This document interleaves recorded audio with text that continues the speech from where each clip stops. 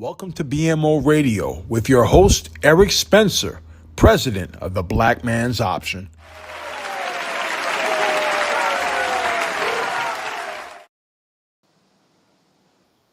Good evening, everyone. Welcome to another Sunday edition of the BMO Radio Show. I am your host, Eric Spencer, a.k.a. The Prez. Appreciate y'all coming out tonight.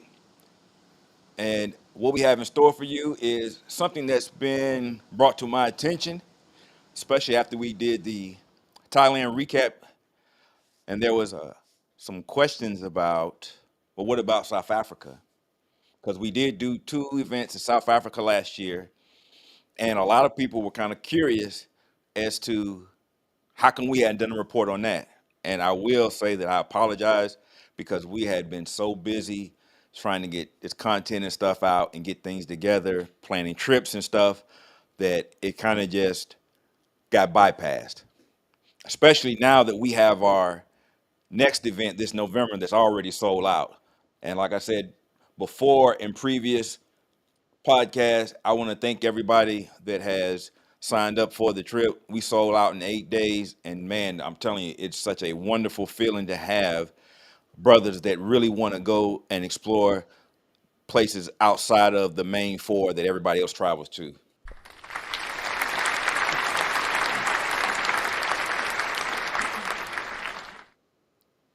Now, tonight, I was going through all the footage and stuff that we have, and I'm telling you, it's so much stuff that I really don't want to go into detail with it.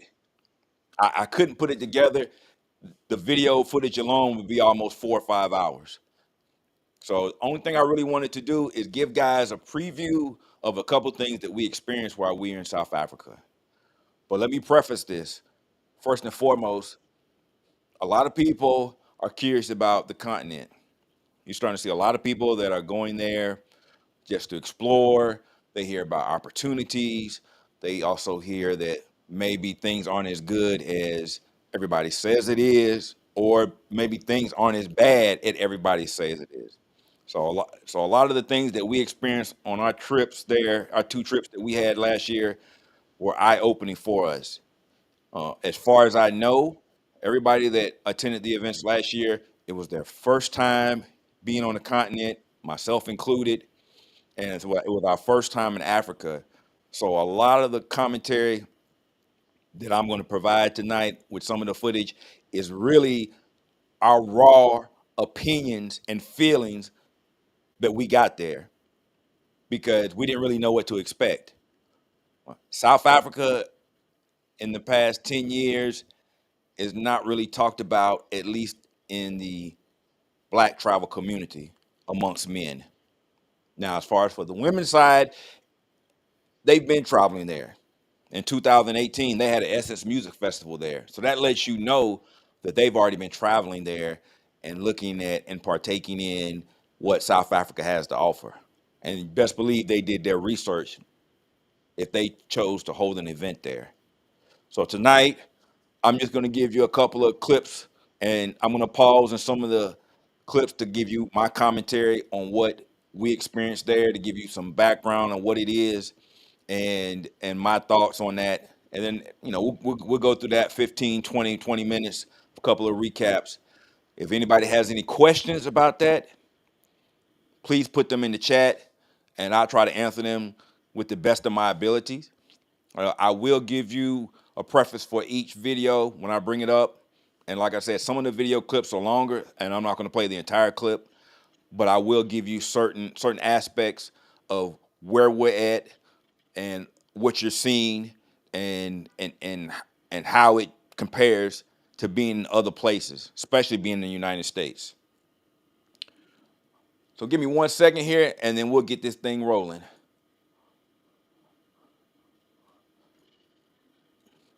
My first clip, let's see here. I know there's been a lot of talk about the nightlife. Everybody wants to talk about the nightlife. What's about the nightlife and stuff? So uh, um, and over in South Africa, they have this thing. Well, actually, on the continent, they have this thing where they call Nash, and Nash is another word that they use for booty. In Brazil, is bunda, and in some circles, myself, I call it two scoops. So I will give a little bit of Nash tonight, just so everybody can see. But we're not gonna be doing any thirst trapping. But I will start off someplace that we experienced. Our first destination when we travel, we go to Cape Town, and in a small little spot in Cape Town, there is a nice little night spot that we choose to partake in. Nice little Sunday night vibe to kind of sit back, kick back, and relax, and to see how other people do and live outside of the people that are in the main area of Cape Town. Let me get my screen here, and I will move. Let's see. I will move to that.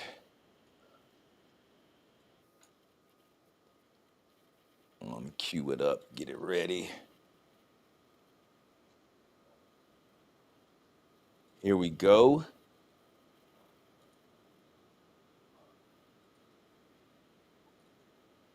Let me get it ready. Let me.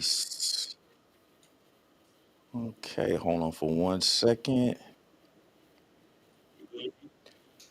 Yeah, you got to move a couple things around. Hold on, because I want to do the share screen. All right, so I'm about to go to dynamic.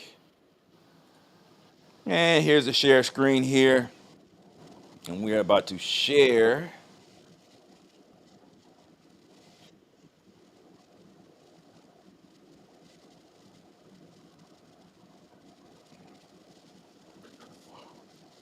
So this is a little place outside of Cape Town. It's about 30 minutes south of the airport. And we happened to run across this. And this is like a Sunday afternoon brunch type spot. As you can see right now, the, the atmosphere is pretty chill. Oh, wait a minute, hold on. There we go. Okay. All right. Let me make sure everybody can see that. So this is a little spot we ran across. We got there a little bit early. We didn't know it was actually our first time there, and we're checking out the vibe. As you can see, it's a nice little, laid back type spot. They got the tables and booth areas, and for us, we were a little bit on uh, WP time. So, but I'm gonna give you a little bit of the vibe. Nice, chill, laid back, nice area covered. Temperature was great. The music vibe was just awesome. As you can see, we up there posting up. The food, excellent. Service, excellent. And what happened here is they had a guy local. This used to be a post office. And he took the post office and repurposed it and turned it to a nice little nightclub area. Great guy. We had a chance to sit down and talk to him. We're actually going to have an interview coming up and get more in depth about this location. I don't want to give too much out, but like I said, a nice vibe. We got there early. We checking out the groove.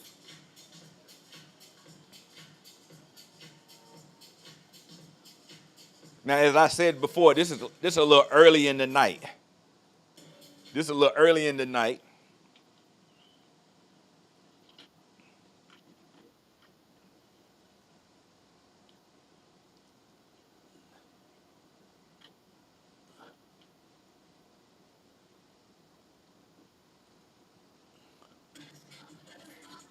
Now, as you can see, I had transferred. This is a little late on in the night, and at this point in time, it has transitioned to a little bit live audience. Now, like I said, I want to preference this. This is a nice little after hour spot, but a lot of people have been asking, what's the nightlife like? You know, this is just a Sunday afternoon in Cape Town, nice little chill spot. But as you can see, the difference between when we first got there and we got there a little bit early, we didn't really know, to us getting there now, and then you see the totally different vibe, and it's like, yo, it's really jumping. So I'm gonna let this play, and of course you hear them playing the American music. That's really not a normaty. They may play a couple songs, but they go back into that I'm a piano, which is something that I am definitely in love with.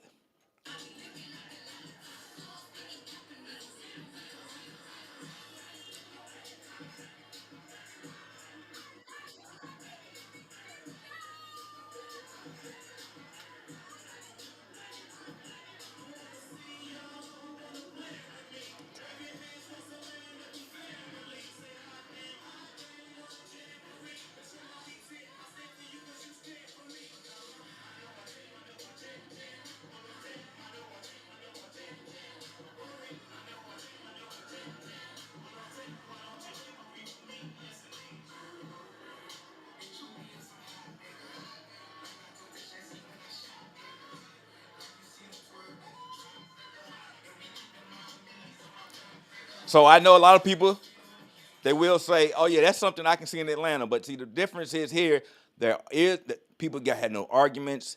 Everybody's cool, laid back, and they're just there and they're just enjoying themselves. And that was a big difference in a lot of places that we went. In America, somebody would have had a fight, someplace, somewhere, somehow. But this is a time when these people unwind. They're just chilling. It's Sunday afternoon, and they're just enjoying themselves, enjoying each other's company. And if you don't know this about South Africa, at least from our experience, they're very cliquish. So a lot of times when they go out, they're out chilling with themselves. They're chilling with their people. They're having a good time, and they're just enjoying life because to them, every day is precious. And I think that's something that we need to adopt here in the States. We've definitely gotten away from that. But I'm gonna go ahead and finish this out.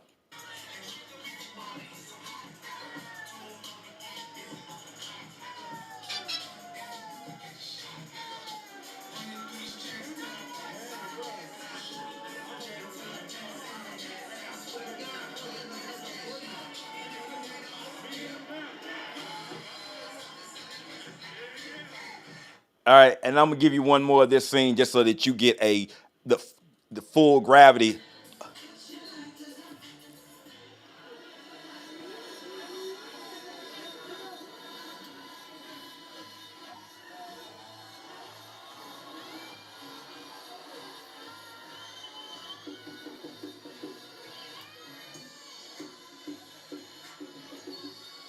Yes, they do have big girls there too. Don't get it twisted.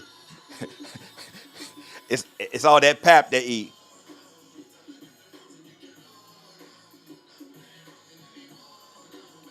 But overall, it was just a great atmosphere, a great experience, and just to see everybody, and it was chill, and the vibe in the place was just incredible.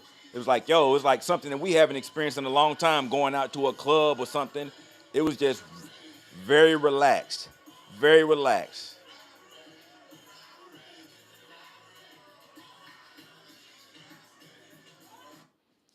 Now, next, I'm going to share with you guys a place that is a known, iconic place in Cape Town. It's actually one of the seven natural wonders of the world, which I didn't know that either until we got there. So it's so many interesting things that we came across because it's not something that's taught to us or something that we know because it's not something that people think is important to know until you travel there, which is one of the things that is great about traveling, that it opens you up to different experiences and and allows you to see things that we don't get a chance to see. I know some people they just travel for one thing. Us at the Black Men's Option, we're more around it. We're looking at more of an overall perspective when we travel because sometimes it's nice to see how other people do different things. Everything is not just about one thing and one thing only. When you travel, you should be traveling for the totality of the experience. And women is just a part of that. Sometimes people they don't understand that concept, but hey, for us, BMO, man, that's part of our motto. That's just how we roll. So this here is the view from Table Mountain. Table Mountain is a natural wonder, one of the natural wonders of the world. I mean, a beautiful, spectacular view. Here you can see all of Cape Town. You have the CBD area, you have Greenpoint, Sea Point, you have the trolley that brings you up, and this is the loading station. Just a beautiful view, beautiful, beautiful up there. And the crazy part about it is when we went, well, the first time we went in May, which is their fall going into the winter, and it was warmer. It was 20 degrees cooler when we got to the top. We took off at the bottom, and we had to actually put on jackets when we got to the top. It was noticeably cooler, and once we got up there, you could tell that if you didn't have a jacket, you were in a world of hurt. But a beautiful view. They have hike trails that go all along the side of the mountain. Uh, you're able to walk around. They have paths, all this stuff for miles. I mean, you have people that are professional hikers that walk up and down the side of the mountain. And I think the one lady told us it's like over 30 miles of hike trails just going intertwined around the mountain. Like if you look right here all these little paths that are cut out. These are hike trails, and people come to just hike from the bottom to the top. So that was definitely interesting for us. You know, me myself, I'm not hiking nowhere. Give me the elevator. Let me give me the fast way. But you know, for some people that might be something interesting to them to see and do, because we're trying to give a more perspective on different things that you may or may not be privy to, and this is part of it. Now, in the next part of this video, we leave from the top of this scenic view to the bottom where we're going to the Sea Point area. And in this area right here, as you can see, behind us, this is where we just left from. This is the Table Mountain area. Table Mountain area, high up, and now we're on beach level. And this is what they call the Sea Point area. Sea Point area is beautiful. You see a lot of new restaurants. As you can see, the Hard Rock Cafe is there. New housing developments. A lot of new industry. You know, you got them people that want your money. I ain't got it. But as you can see, the background and the scenery is just beautiful. And then you have the backdrop with the beach right there. It's almost like you're on a West Coast city. San Francisco, to be honest with you, because you have the mountains in the background and then you have the beach. And it's a noticeable difference between the two. But like I said, just beautiful scenery. Everything is new. Everything is modern. You have a lot of industry there. You see a lot of people there.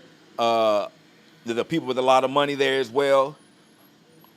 But here you have the mall area and different industries, places that you can go and check out. And like I said, we had a good time. So when people tell you about, oh, South Africa this, South Africa that, don't believe the hype. Go for yourself, because you'll definitely be taken back by some of the things that you see, because you're not going to be expecting what a lot of people would tell you that is there for you to partake in. A lot of times you hear that it's a lot of the third world. You know, they don't have any running water. Everybody's in mud huts. Blah blah blah blah blah. And I'm like, yeah, sounds good, but at the same time, have you been there? Now here is where we're in our descent down from Table Mountain, and as you can see, the descent and how the winding roads lead down to the seaport area, but it's a big difference in the elevation, and you can see a major portion of the port here. Like I said, just beautiful scenery. If you're into very scenic cities and stuff, Cape Town is one of the most scenic cities that I've been to. It really is. And if you're there on certain parts of the year where the weather is warm, even when we were there when it was cool, we still had days where we were able to partake and had beautiful views, whatnot. And this is just a sample, because there's so much other parts of just the Table Mountain and the seaport area that I could show you. But you know, once again, tonight is just a quick preview. I just want to give y'all a glimpse into some of the things that we experience when we're on our group trips. And you know, maybe next time when we have another event, you may be interested in partaking in it, or maybe you want to do something yourself. I don't know, but I always like to give a recap of some of the places that we went. Now, if you're into the foodie area, we're still in Cape Town. Every Saturday they have this thing called the biscuit meal, and the way that the biscuit meal is set up. Hold on, let me pull up this shot here. So this is the biscuit meal. Now the preference for the biscuit meal is every Saturday and Sunday they have an open market type area where they have different vendors come in and they make different types of food. Some of you can sample different cuisines. Some people have, like you see the lady in the back, they have honeys, and you get a chance to sample a variety of local cuisines. And we had some people from Venezuela that were there. You had some people from Mexico and just different vendors. And they have this event. It's called the Biscuit Meal every Saturday and Sunday. And you get a little taste of this and a little bit of that. But at the same time, they have a DJ area. People are just hanging out, and it's like a chill vibe. Yeah, yeah. Now myself, I got me a waffle. But you see the setup. That royal tea is good. Don't sleep on that royal tea. Yes, you can. And you know,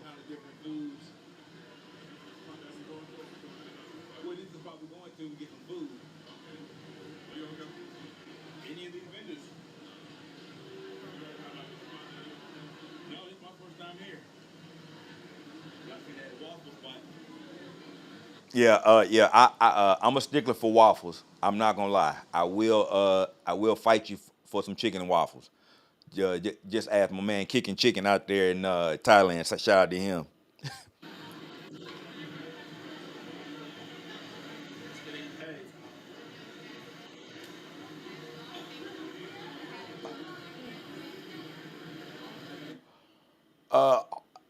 My man, sick with it too. Sick with it, yo. I'm actually speaking.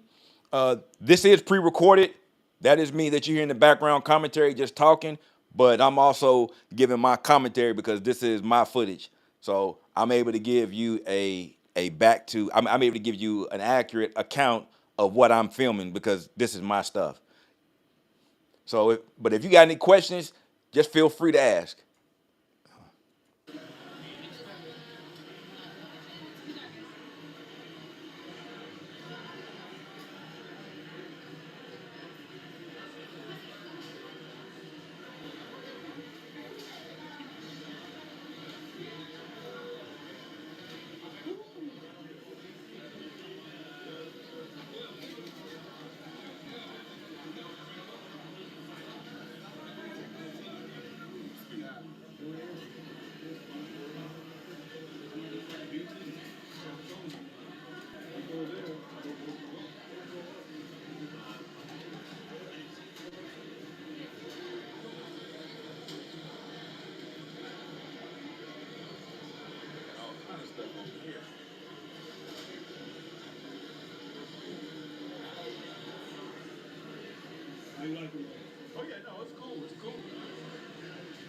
As you can see, we got a couple of BMO brothers here. Our GM, he taste tests every team. Every team he taste tests.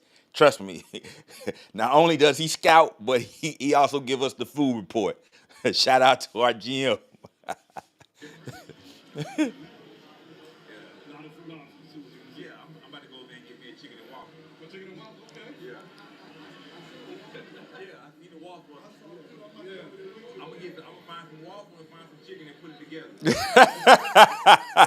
Yes, that's what I had to do. They don't have chicken and waffles per se, but you know how black folks, you know how we do. We gonna make a way, one way or the other. I'm gonna get my chicken and my waffles. So if I had to put it together like a Dagwood sandwich, I'll do so.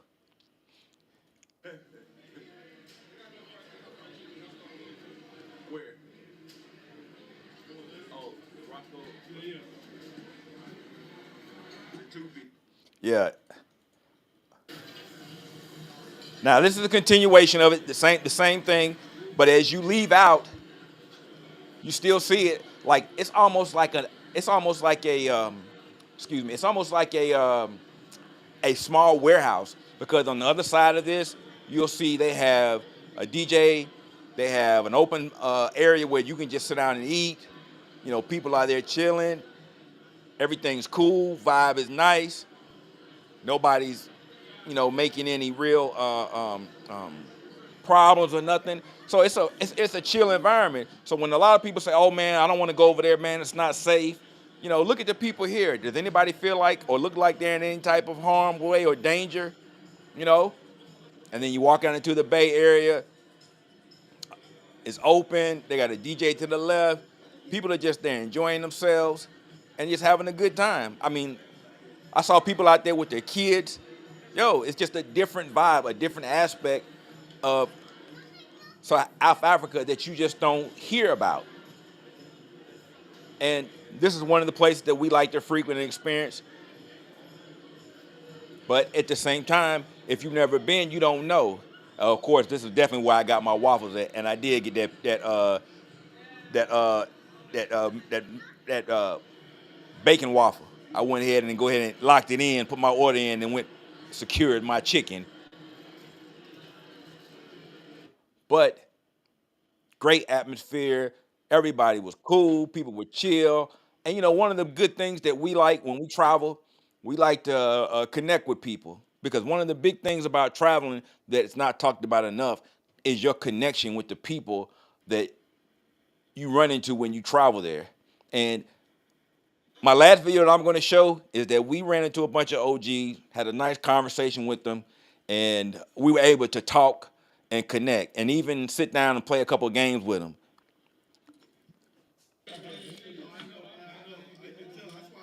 Now, when you think that we aren't the same people, when you got brothers halfway around the world and they got them bones out and watch how they get down, bro, we the same people. Don't ever think that we not. We are the same, one way or another. This is at the top of the hill in a very historic area. There's a great restaurant that we actually went to, and then we're sitting here talking to the local guys, and dude, they didn't know us from nobody, and we were able to connect like we had been talking and knowing each other for years. And just sit back, just give you a little taste of the conversation, and then we're gonna move on. We're gonna move on. I might have one more video, but like I said, I don't want to go too long. I just want to give you a taste, a glimpse, a little bit of this here and there, and then I'm gonna bring up my guest, and we can talk about that, and I entertain any questions that people may have. Any issue they may have or question they may have about what we're gonna, what happened in Joburg or in Cape Town.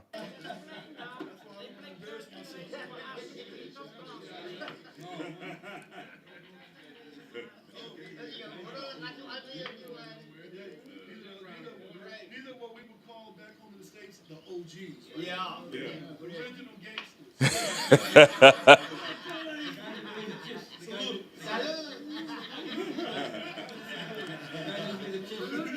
There's still gangsters in the States. There's still gangsters. Right? Yeah. Yeah. We only watch the films what you guys making, and they show us from the movies what kind of people you are. And you heard what he said now, and this is another reason why I harp on your image when you travel. He said because the images that they show us of you in America, that's their perception of you. And that's why I tell guys, you really need to be mindful of when you travel, because you are a representative of us as American black men, and that you want to dispel any chance you get to change the image. And you heard what this man said. He said the image that they show us of you. All right, let's continue.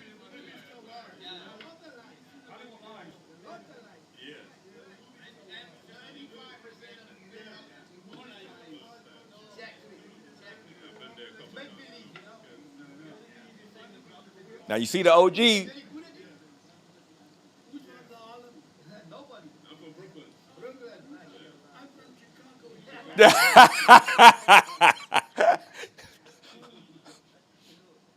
Yeah, and so, like I said, we up there.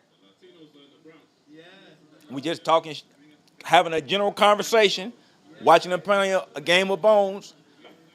Do you see anybody asking for our wallets or got a gun stuck in our face or whatnot? No, we just up there enjoying ourselves, having a good time, and that's what a lot of people don't get. It's like the people are very friendly there. Of course, you're gonna have your bad areas. See, look. Now, if that's not anybody that play bones, know that's how you get down when you playing bones and you whooping ass. Bruh, that is definitely us all day long. Definitely us all day long. Okay, so now I'm going to take us from Cape Town. Like I said, wait, let me see. I might have one more thing in Cape Town that I want to share, but not too much. Like I said, I don't want to go too long. I want to give everybody just a little glimpse of here and there because, like I said, it's so much to see, so many things to do, even a lot of history there. We didn't, just from what happened with the apartheid and everything that happened concerning Mandela and whatnot. So, very, very, very educational. Now we're going to take it here to Johannesburg.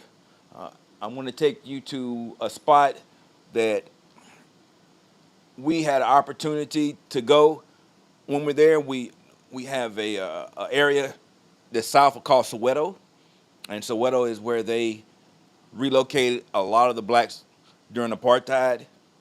And after that, after apartheid ended, they were able to build up some type of city area, but they still are behind.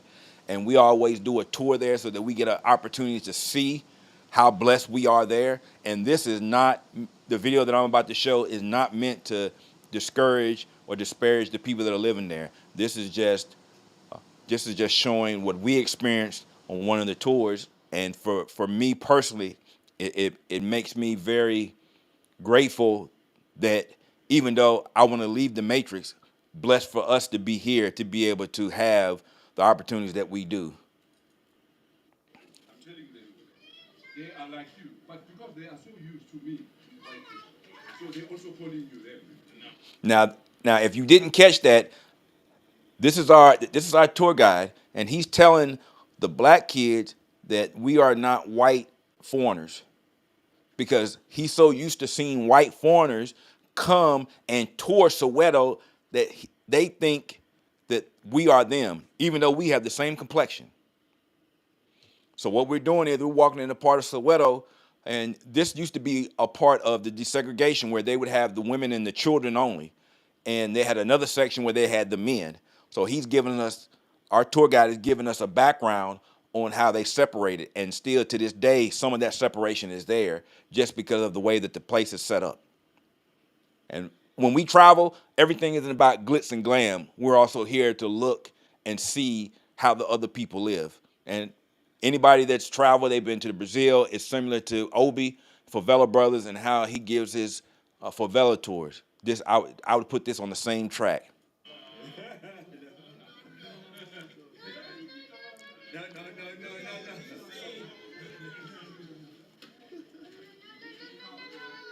And these little guys, they were so enthusiastic to kind of see. Yeah, so true about seeing us as white. Yo, and sick with it. That was kind of like something that took us back because you would think that we have the same complexion, but in their minds, because they have not been educated and they were used to seeing him with foreigners coming to Soweto, they thought that we were them just because we were with him. And which kind of like, yo, that's kind of like amazing for them to come to that conclusion, even though we got the same complexion. So there's some education that kind of needs to go on. But here we're leaving out of the area. He's taking us back to our bus and stuff. And Soweto is huge. Soweto has almost 3 million people in it. And there's a lot of history in Soweto. And yeah. And our tour guide was a freedom fighter. He actually spent time incarcerated because he was fighting against the injustices of apartheid. So here, and this is in 2022, you still see certain parts of Soweto that are still not industrialized. For a country that has all the wealth that it has, it still, in certain areas, are not able to take advantage of the prosperity in the country. So it gives you a very clear mindset as to what's going on in the country, the have and have nots. But as you can see, nobody is really giving us any problems. People are very happy to see us. Of course they're going to look and see, but at the same time, it's just a general greeting and acceptance of us. Now, Am I saying everybody's gonna be like that? No. But when you have a different perspective, then you get different outcomes as far as what you think. Some places people just go and they don't ever even experience anything else. Here he's giving us an overview of Soweto, and in the background you can see the horizon of Soweto. And see, back in the day, if you look here, these two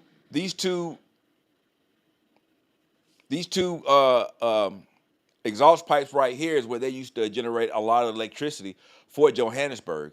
They were cold, and they shut them down. They ended up shutting them down. So what they've done is they've turned them into a tourist area, which is pretty cool. They have bungee jumping. My black ass ain't gonna be doing none of that. But if that's something that you may want to partake in, then hey, if it's for you, then hey, it might be for you. And yes, they do have black people that want to jump off and risk their lives. Me, myself, personally, hell to the no. And I actually think I have footage of somebody taking the Nestea plunge off of this. But you can see they have the power grids there. Yeah. Okay. Once again, this is still part of the same area. You got some ditches you can dig. You can touch all the Mother Earth you want. And of course, we have a lot of camaraderie when we're together and stuff. Man, you want to touch some earth? Come on. But as you can see, We got a special for you.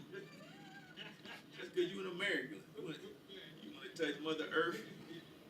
let me see if I can fast forward it to the. I was born there. I think it's in Africa. I was born there. That was a military hospital during the Second World War.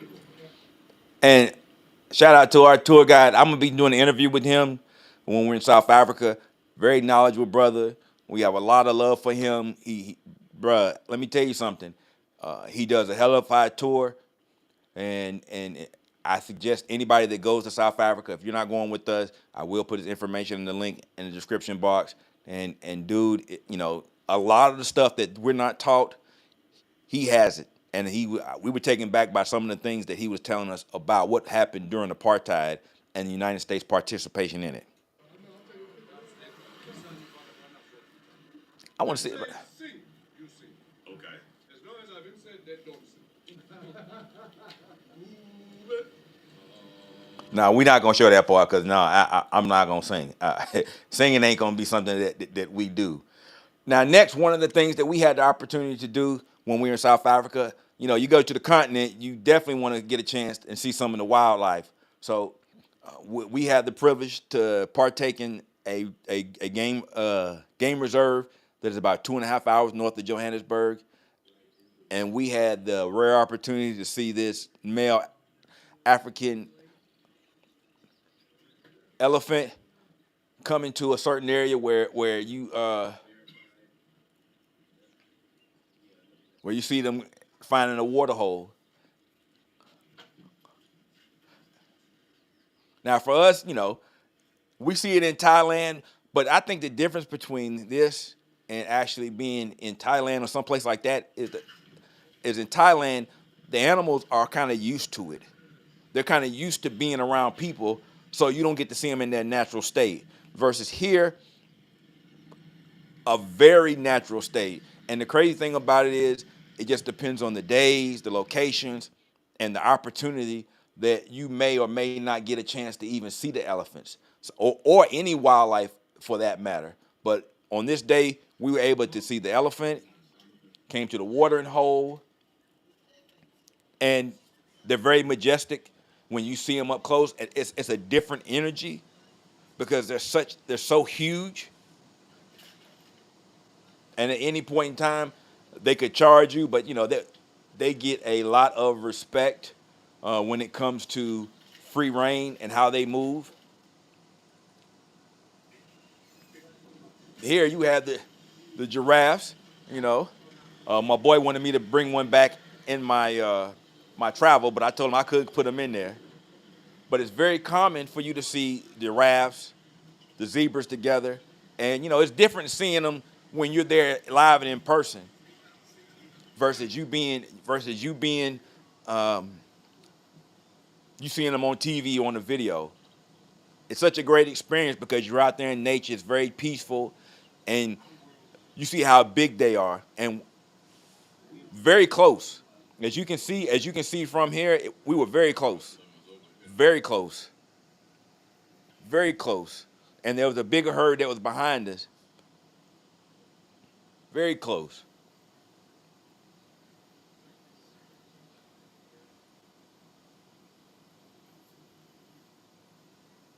Very close.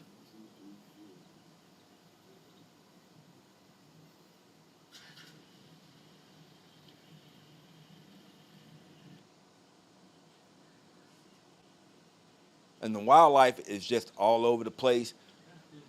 One thing about it though, it's hard to capture the lions. Lions don't normally come out until later on, but at the same time, uh, you have the big five. The big five consists of lion, hippo, gator, elephant, and the a leopard. Leopard, lion, elephant, hippo, and the croc. And the funny thing is that our tour guide said that his biggest fear was the hippo, which kind of took me back. All right, and then after we partake and after we partake in the scenic part, there's one more area that we go. I'm gonna take you back to Soweto just one more time and give you a preview of probably the most famous street in Soweto.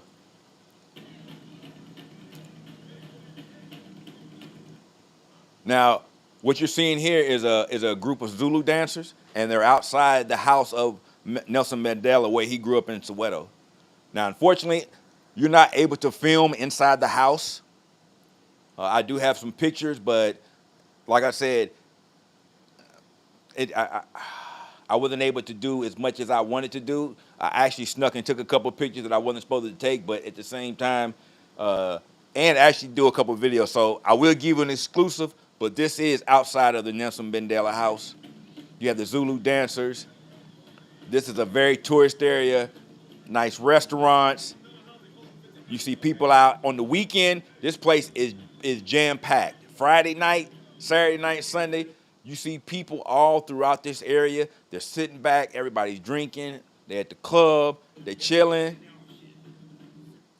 and it's definitely a good time to be had. Now, I do have the video that I'm about to bring up.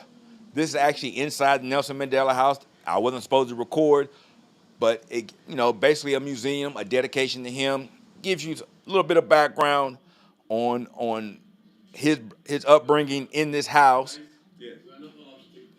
See, see, that's why I got caught. But black folks, you know how we do. So anyway, let's take it to the mall area, which is a lot of people, they like to ask, well, what's the mall is like? What does it look like over there? Is everybody over there still in glass huts and whatnot?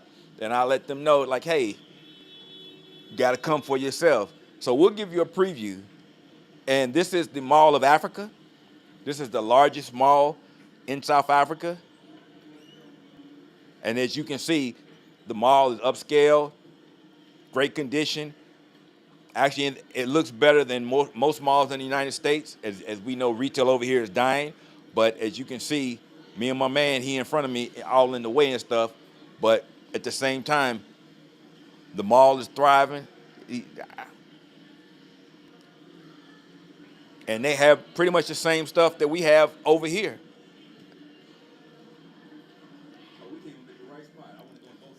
Yeah, yeah. Myself, I'm a sneaker fanatic, so I had to get up in there and try to see what I can see. But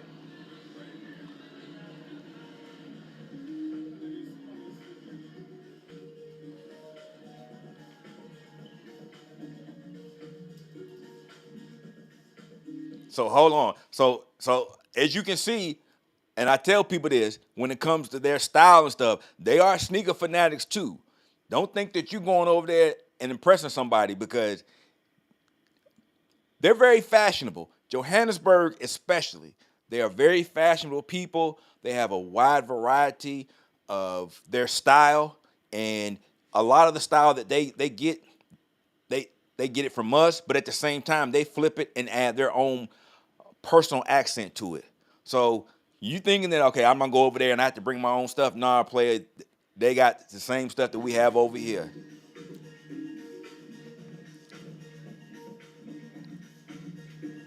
And now I'm looking, I should have went back and got those. Damn. And these right here at the top too. Damn.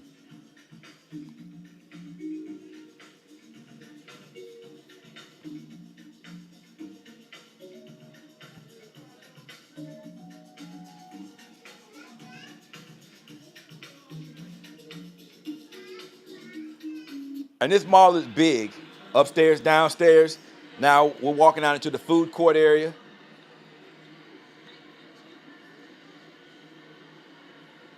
Oh yeah, they definitely have men's stores.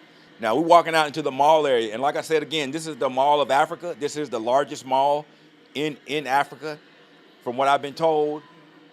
And we're walking out into like their little food court area. There's a lot of restaurants, a lot of places that are here to eat.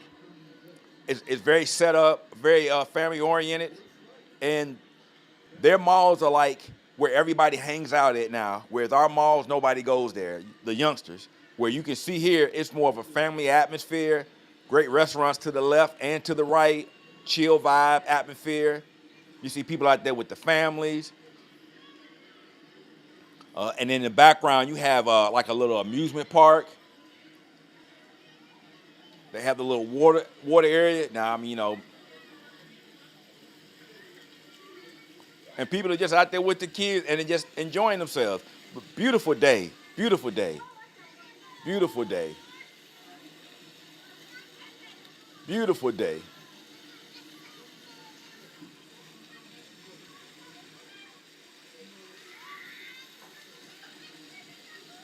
And this area is an up and coming area.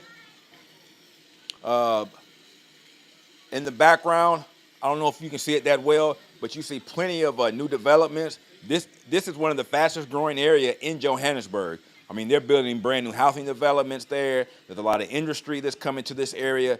So when people tell you that Johannesburg is this or South Africa is that, and you take a look at it and you say, well, if there's no money there or nobody's really there or they're in such bad shape, look at all the investments in the industries and the way it looks there. Do you think that there's no money to be seen in a spot like this? Why would you invest all this money and stuff into some place that was dying? And everybody says, oh yeah, it looks like you're in Atlanta. Nah, player, this don't look like Atlanta. I'm sorry, just because it's black people don't mean it's the same as Atlanta. There's no spot in the A that looks like this. That's for a fact.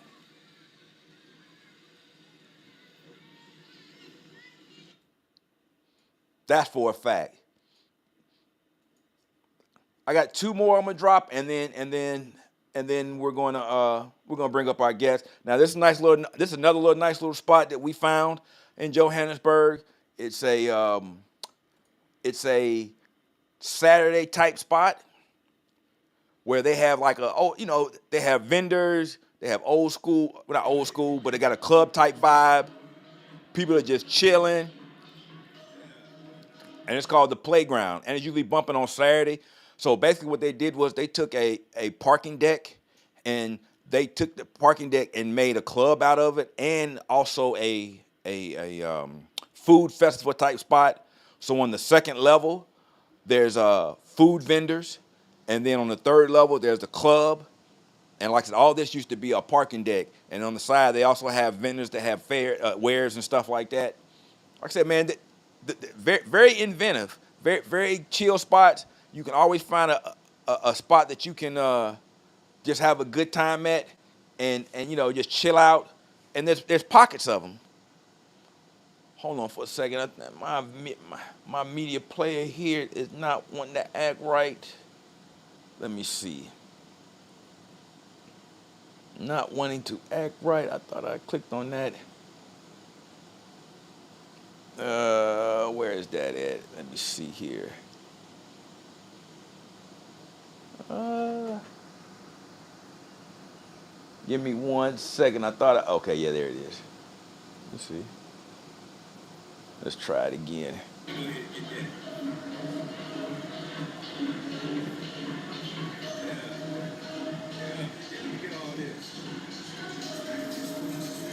Yeah, like here to the, like I said, vendors and stuff. You know, personal arts and crafts. Lady had made her own perfume and colognes and scents and stuff. I actually bought a bag for my mom over here. They had some old school vinyl. And then when you walk up to this area right here, they've turned that spot. It's like a chill out spot.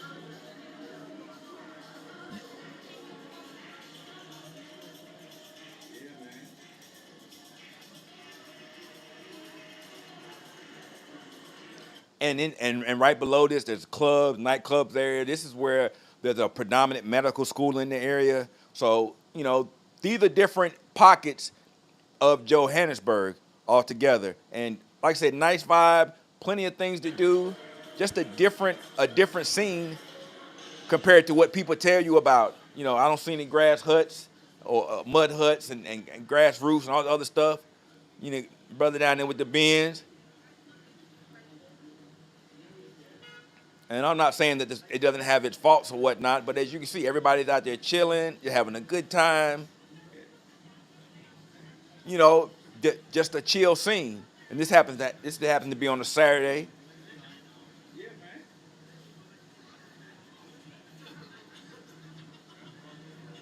I didn't need it till Carl just said something.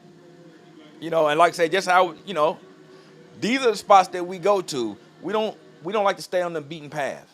There's more to see and do than just you pulling up and going to the same spot doing the same thing. If that's your cup of tea, then hey, you can go that way. But and even if you think that they're still behind, you haven't seen enough.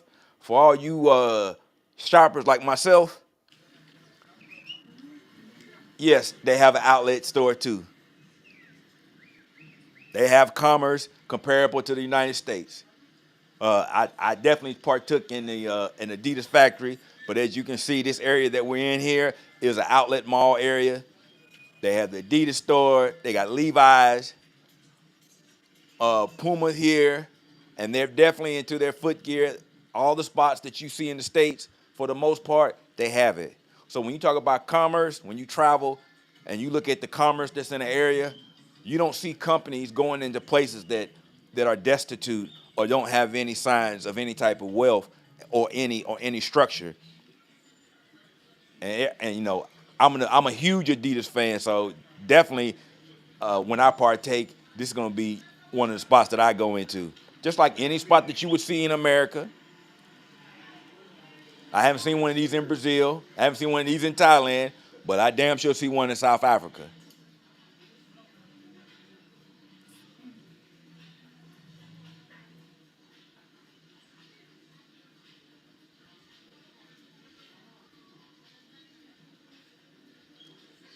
Oh yeah, and that soccer fan, you got to be a Pirates. That's just how we roll. You get your jerseys customized.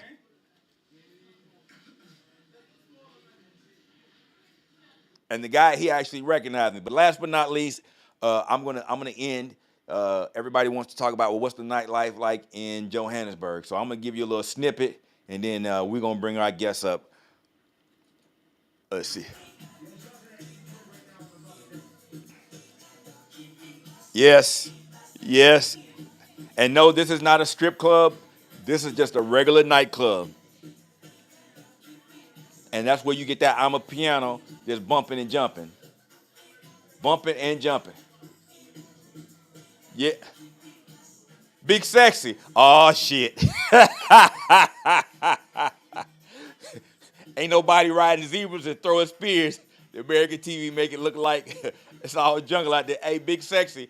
Look, hey, we tried to tell you, but hey, is what it is.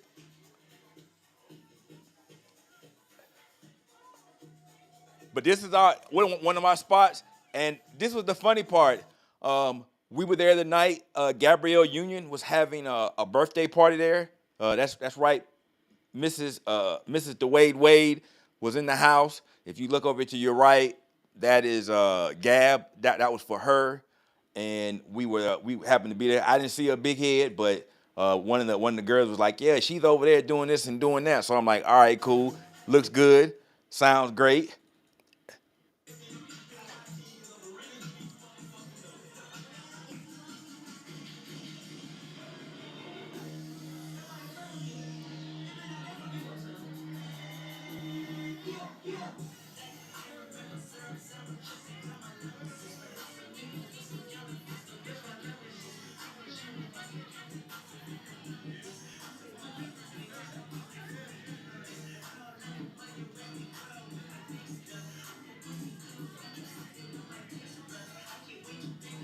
And I'm gonna give y'all one more, and then we're gonna bring up our guest.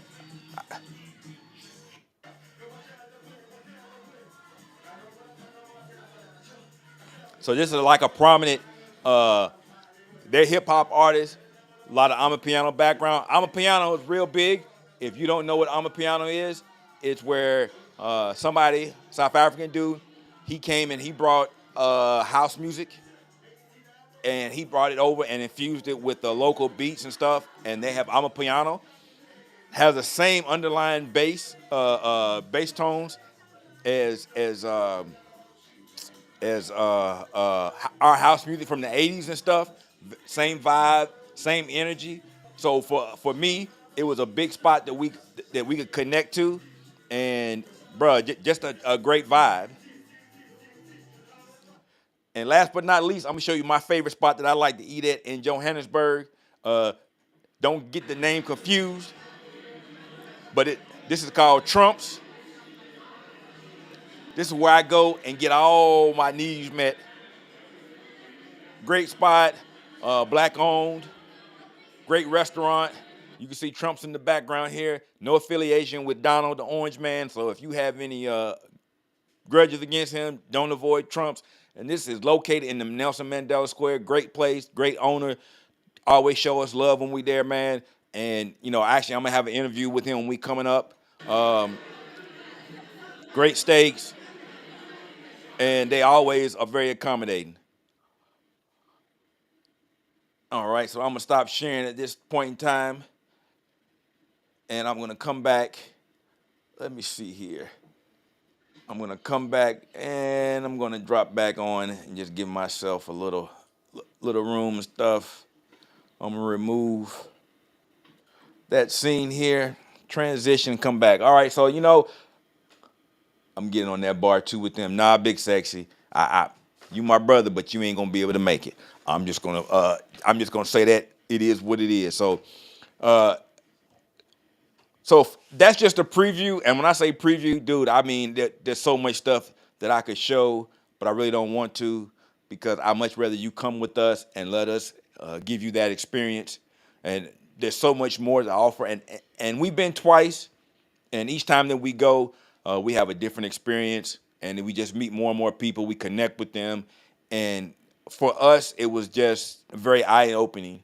We travel a lot to different places, but at the same time, coming here was something that took everybody back, because we didn't know what to expect, or at least our expectations weren't what we actually experienced. So that's why we're going back a third time, and we sold out.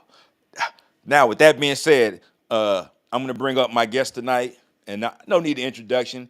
These are the same BMO brothers we bring up every night. You know how we do. We support each other. We're a brotherhood over here. The network group that travels, blah, blah, blah, and any other accolades that I throw out.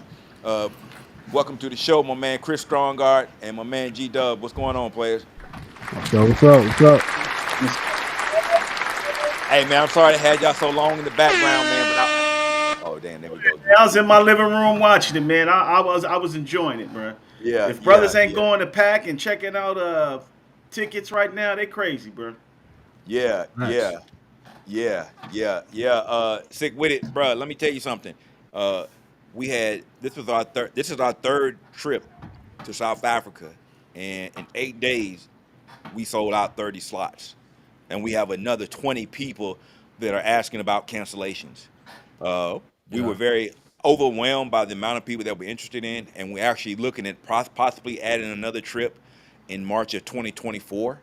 It just depends on scheduling, but yes, because most people don't really look at South Africa as a destination, and South Africa is not really a destination that is like other places because of the way the culture is. They're very Mm-hmm. cliquish. They like to be in groups of friends, and a lot of places that you travel to, as far as nightlife and stuff, even the restaurants, the bars, the lounges and stuff, they're all set up like that. So that's something that you have to kind of get used to. But uh, it's definitely some place that has piqued my interest, BMO's interest, and definitely a lot of the other people that that are in our group, and we advertise on Facebook and YouTube and whatnot. So, with that being said, what are y'all thoughts? I mean, now, I know neither one of y'all have been, and we've had conversations about it uh, in the after party and whatnot. And I know that you're slated to go, but even still, some of the stuff that you've seen tonight, what is your opinion on on that compared to what you've been told about South Africa from other people or our our media or even our country? Well, first off, I think it's gonna be, Being modern. you want to go? Yeah, I yeah. let Go ahead, Go ahead. Chris. You Go ahead. want me to go first? All right, cool. Well, from what I see, it looks, man, it looks great. Like, what I mean, especially when we see how it's set up with the mall, we see how it's set up with, you know, I mean, the whole club scene and then the whole historical scene, and so much information, so many things you can learn. Like the different terrain, how one minute you could be on the mountain and the next you could be down on the beach and just be hanging out and just be chilling. Like I'm telling you, like the vibe out there looks great. And then, also seeing, so many people that look like you, like I remember looking at some of the other footage, you just really kind of see black people being represented like on the billboards and on the media and on the advertisements, so everything. A lot of that stuff is very motivating and reminds you that you're in Africa. You're not in some big city over in the States, you're in Africa.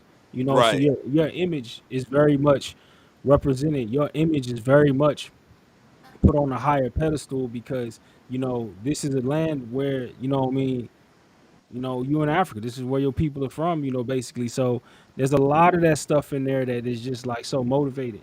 You know what I mean? It's so exciting. I'm just like, I got stuff that I'm ready to see out there. It looks very good, man. Like, especially when we hear about how there's great opportunities for real estate. We hear about the opportunities for business, all the stuff that they have going on, all the things that you could be getting into out there.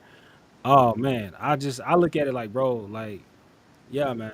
South Africa is definitely gonna be the move, and just so everybody knows, and they can remember, BMO definitely put it on the map. And I don't want to hear from nobody that, oh yeah, we was already going. And no, you wasn't. No, you wasn't. No, you won't. BMO No. blazed the trail.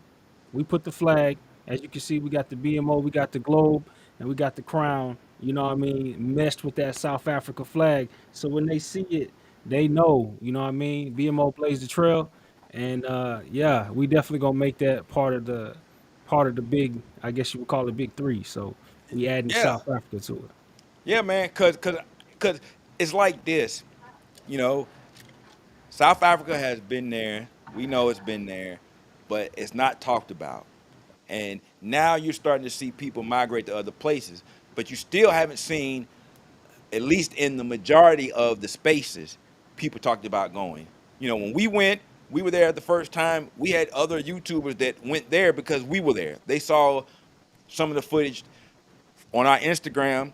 They follow us there, and they were like, "Yo, we're gonna go there. We see how y'all doing it." And even when they went, they still didn't have the same fun that we had because we done our research. It's not some place where you can just show up here. Hey, here I am. It's a place that you have to do your research, and you have to be somebody that's outgoing and connect with people. And we've been able to do that on multiple trips. And this third trip is just going to be something crazy to show. It's really going to be probably our best trip, and we're just overwhelmed by it because we were taken back so much by not only how we were received, but also by how modern a lot of the stuff is. Now, I'm not going to sit up here and try to make everything, uh, you know, everything is good and this. I showed disparity. There is some disparity in the region too. There is a high unemployment rate. There are some areas that are definitely in decline. They do have some social, political, economic challenges that they're going through. But I still think that they're going to be able to overcome them, because when you look at companies like Amazon, Amazon is building a big distribution center in Cape Town in the CBD area. You have other companies from overseas that are invested already in that area and are continuing to come to South Africa and invest. Even with the bad rhetoric that's talked about South Africa, knowing how people operate, I still see it as a great destination. Still see it as a great destination. All right, G. So what do you have to say? Oh, a couple of things, man. Okay, y'all did the PC stuff, man. So what I What, like what, to what, see what do you think this is, is? What do you think this is? This ain't Pornhub, Negro. Mhm. He said the yeah, PC stuff. I'm just messing with you. y'all I'm messing with you. talking, yeah, y'all talking about the business and all that. But I get that. We cover all corners here in BMO. I'm just Yeah, gonna hit yeah. that corner where a lot of us like to go look and peek. What I seen was a lot of prominent, beautiful women by themselves. The ratio of women to men, which it's in our favor. And I like that. They look kind of accommodating. We've already had conversations, but the thing with Africa when I was coming up with Africa, I was thinking people were still knocking rocks, trying to start fires, and living in mud huts. But when you see the modernization of the place and everything else, you're taken back. You're like, okay, well, America ain't the only one they got running water in their house. You know what I'm saying? And the clubs is a whole lot better than the clubs here, because like you said, people getting along. It was reminiscent to me how my parents would tell me how they would party, and it was just a big love fest. Everybody wanted to be cool with everybody and have a good time, man. Like my dad grew up in New Orleans, so that reminded me of the New Orleans vibe, where everybody, minus the guns and knives and the women with the bonnets fighting, man. So I missed the two trips, but I'm not gonna miss this one, man. And look, I'm already packing. I Yeah, don't like to yeah. live my life 6 months down the way. I'm trying to live for the present right now, but I can't wait till November, man. I swear to God, I can't, bro. Yeah. Well, you know what? And my man, sick with it. Let me put it. Sick with it, yo. Yeah. And the area you know, that we usually stay in when we're in Johannesburg is Sandton. And Sandton, north of Sandton, that area, you going back towards Pretoria and that stuff. When you get on the interstate and you see a constant flow of industry and whatnot, and building new houses and all this money that's coming in, yeah, Pretoria is jumping too. But it's so much stuff there for you as a black man, especially. I think my man said something about being blue collar, white collar, nomad, whatever.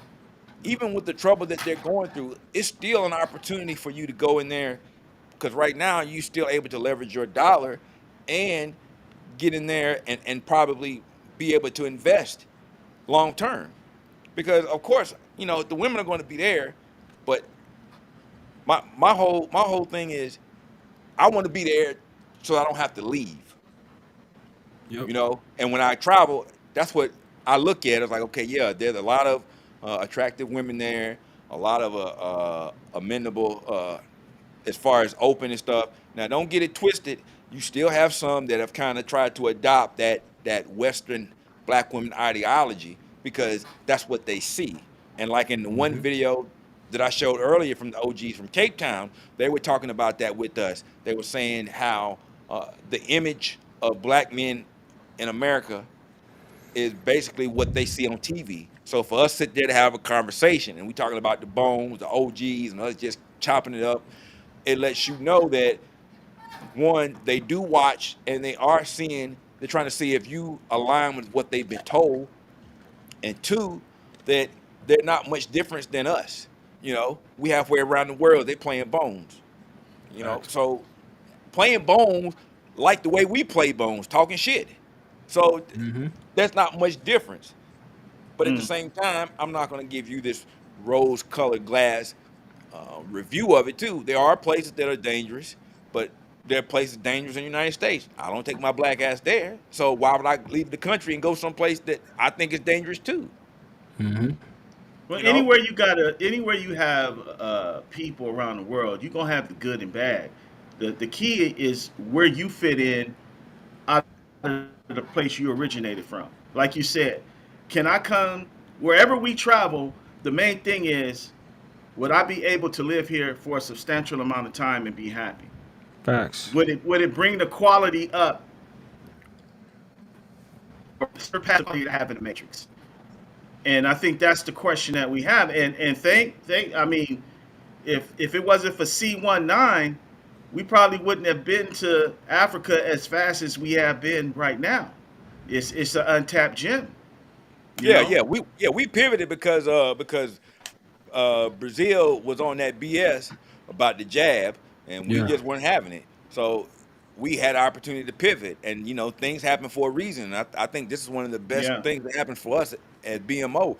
Uh, we moved in a different direction. We got out of our comfort zone, and we were there long enough to get a good feel of the place, something that most people don't do. And there are other channels that are dedicated there. There are a couple of channels that talk about a couple that's living there, the real South Africa. Shout out to them. And definitely, but at the same time, even the stuff that they're offering you, you don't get you don't get the intimate stuff that we do because of the way that we want to present a country to you. We want you to have a feel for the place so you can have a better understanding of what it is and where it's at. And my man, stick with it though. Yeah, Melrose Arch, dude. Yeah, definitely a safe place. Definitely a safe place. Matter of fact, hold on for a second. Let me see. Let me do one more thing while I'm sitting here talking. But it's definitely someplace different, and it's untapped potential. But at the same time, you get a glimpse of what is actually there, and you're like, oh, okay, this is different than what I'm used to seeing when I travel, and it's on the continent. And I made reference to Brazil because even though I have a love for Brazil, the infrastructure is better in South Africa than Brazil. Anybody that seriously traveled knows that there's a big difference. Uh, a lot of the industries are more upscale than Brazil. So you have that dynamic there that, like, yo, I kind of got to pause for a second. Let me share. Let me see. Let me do one more thing. I'm gonna share this. I'm gonna share this screen. I'm gonna share this screen here because somebody wanted to talk about. Man wanted to say something about Melrose Arch, and I want to say something as far as the food is concerned. The window tab. We're gonna share that. We're gonna share. Let me just quickly parlay. Let me see here. Hold on for a second. Got to do a little stuff in the back here. We're gonna transition here real quick. So my man, stick with it. So this is in the Melrose Arch area, and this is one of the places that we like to get down. And as you can see, as black folks, how we like to eat. Let me uh let me get this video going. All right. Hold on here. Let me see.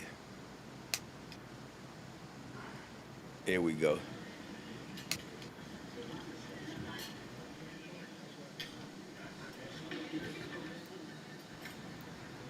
Now, when they say we greedy, uh, we damn sure greedy. But this is one of our spots. There's a Turkish spot in the Melrose Arch area. Oh my God, some of the best food in Melrose Arch. One of the best spots that we like to go to. Um, Istanbul Bar. Great food. Man, I'm telling you right now, you're gonna leave with your belly on swole, like you 4 months pregnant. Every time I go there, I have to eat there at least twice. Outside, great atmosphere, plenty of food, and like I said, just a nice little setup. Melrose Arch, plenty of restaurants, outside area. As you can see, that's my Hey, plate. hey, I am greedy, and I did eat all that. So yes, it wasn't to go play. I ate all of that. hey, Press. Why Yep. don't you, when you get a chance, comment on the perception that they gave you guys when they seen so many Black American men travel. The difference between that and seeing females or whatever. Let me see here.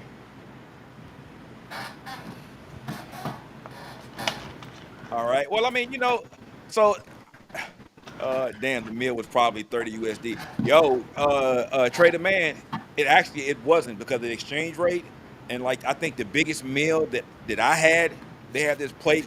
Well, I didn't really show it, but I had this plate where they had uh, like a tray of meat, and then they brought out all the stuff with it. And if you like lamb, oh my God, that's some of the best lamb that I've ever had. I never was a big eater of lamb because it's so expensive in the States, but over there, because it's a Muslim, they have a huge Muslim population. You get a lot of lamb in that area, and I think that plate cost me like $18, and it was full of food. So yeah, the exchange rate, it goes a lot. Now to what G was talking about, when you travel in big groups, and for us, normally we have at least 15 people. Sometimes we have smaller, but most of our trips that we do, we have 15 or more people. So when you travel in groups, some of these destinations, they're used to seeing black men or black people in certain groups. Now, sometimes we have people that want to come up to us because they're not used to seeing a black coalition of men traveling. But when you go to Africa, because they're used to seeing black women travel there in groups. Matter of fact, one of the guys that we do tours with, he said the largest group of black women that he had hosted there was like 160 at one time. He said they had to have 6 or 7 buses just to move them around. So that kind of took us back when we had the conversation with him. But it's different because of the country that you're in. They're used to seeing black men. They're not black women, excuse me. They're not used to seeing black men.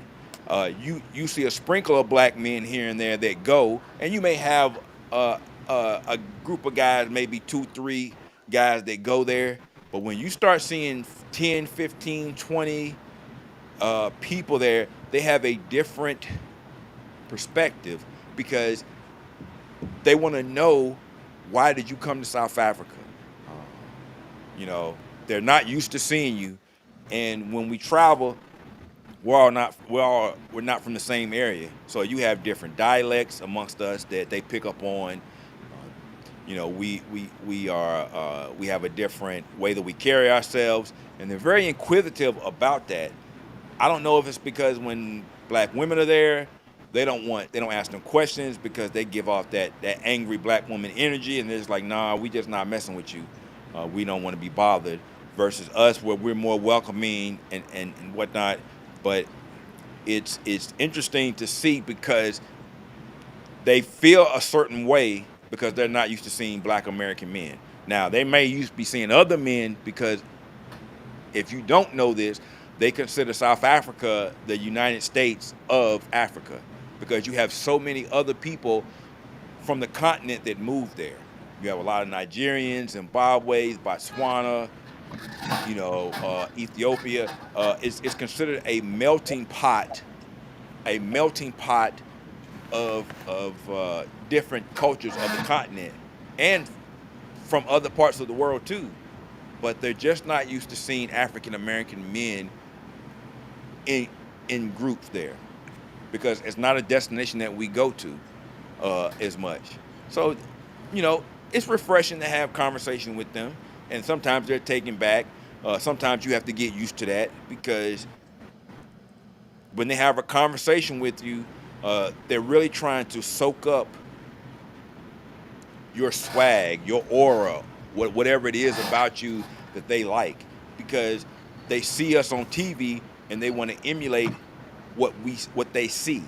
They want to emulate that. And some of the guys or some of the people I talked to, that was their first time meeting an African American man, and they'll say, "Yeah, we met African American women all the time, but we never met African American men." So, you just get that. And I've told guys on our group trips, look, understand that when these people have a conversation with you, they're just curious.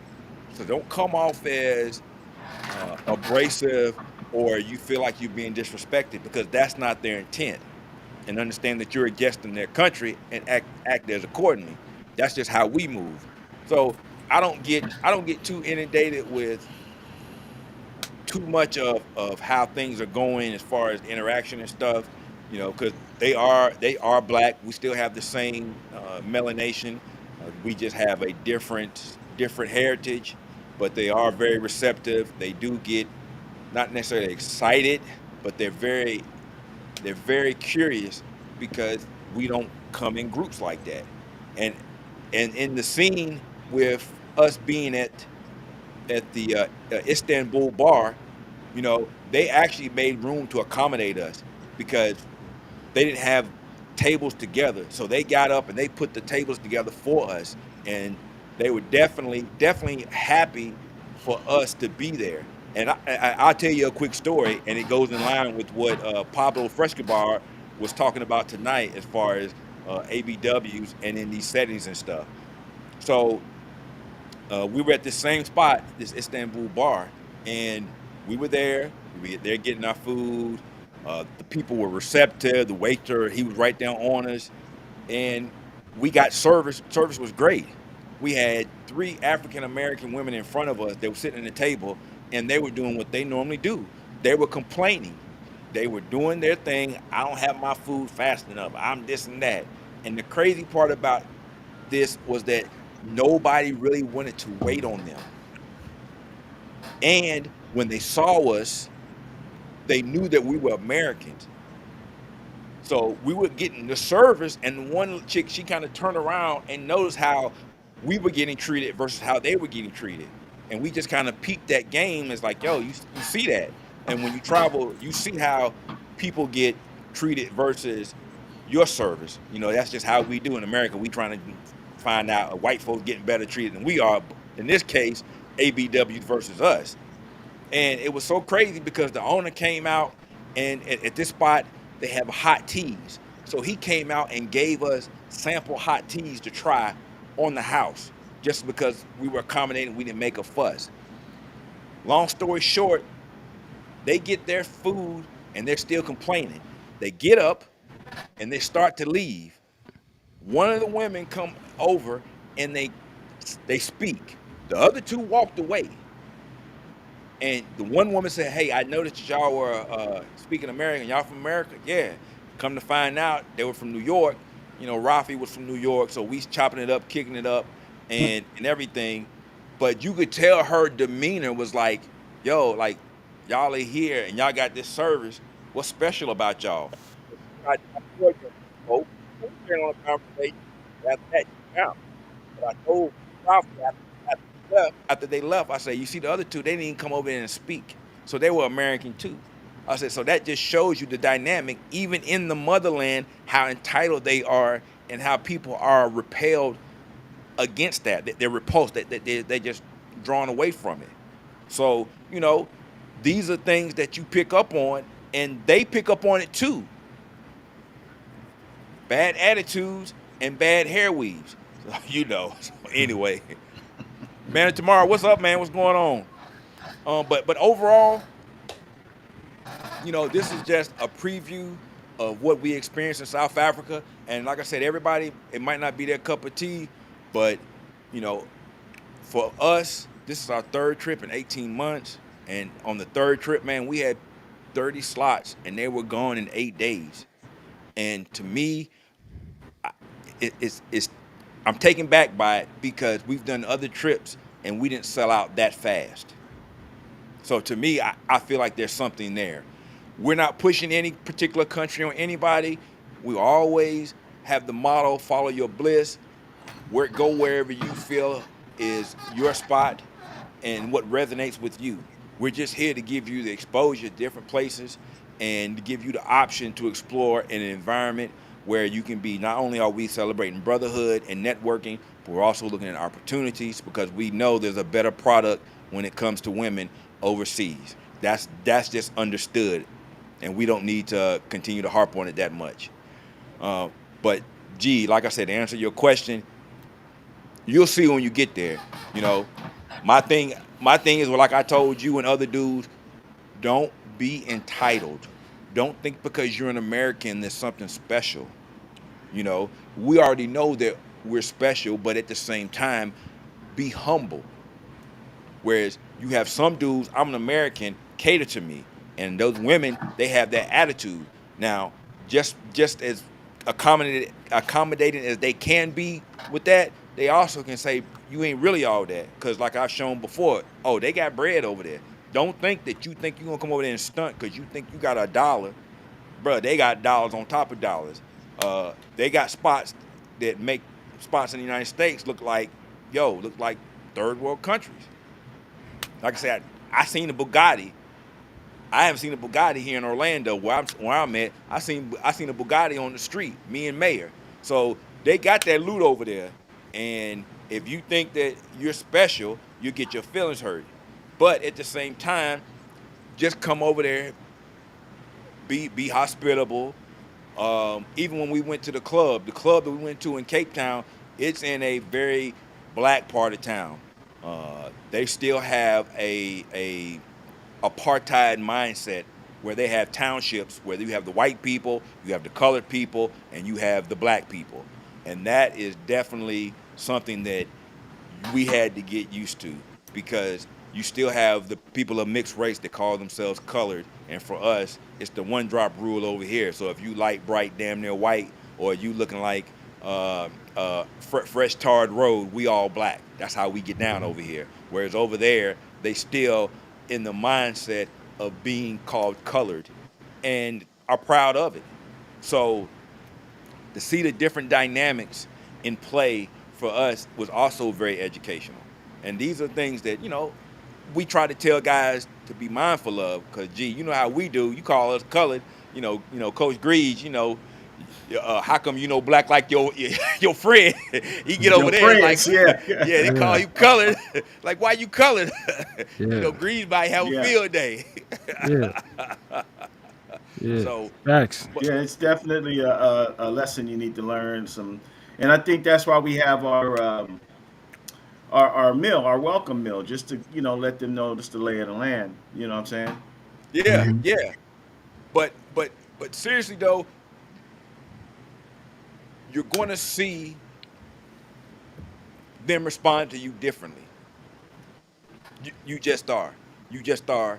And it's not a bad thing, but when you see it, I just say, okay, hey, I notice it and I'm welcoming. Like I told you the story about the young dude in the sports store. He wanted to hear what I had to say. And he was mimicking what I was saying, and I thought he was trying to make fun of me. But, like I told you, once I realized he had never met an African-American man before, and he was trying to mimic my style, the way that I spoke. Because, I'm country as hell, so to them, it's something they're not used to hearing. I don't speak the proper English. I don't have my white guy voice going on and whatnot. I'm up there country as hell, and they're like, oh my God.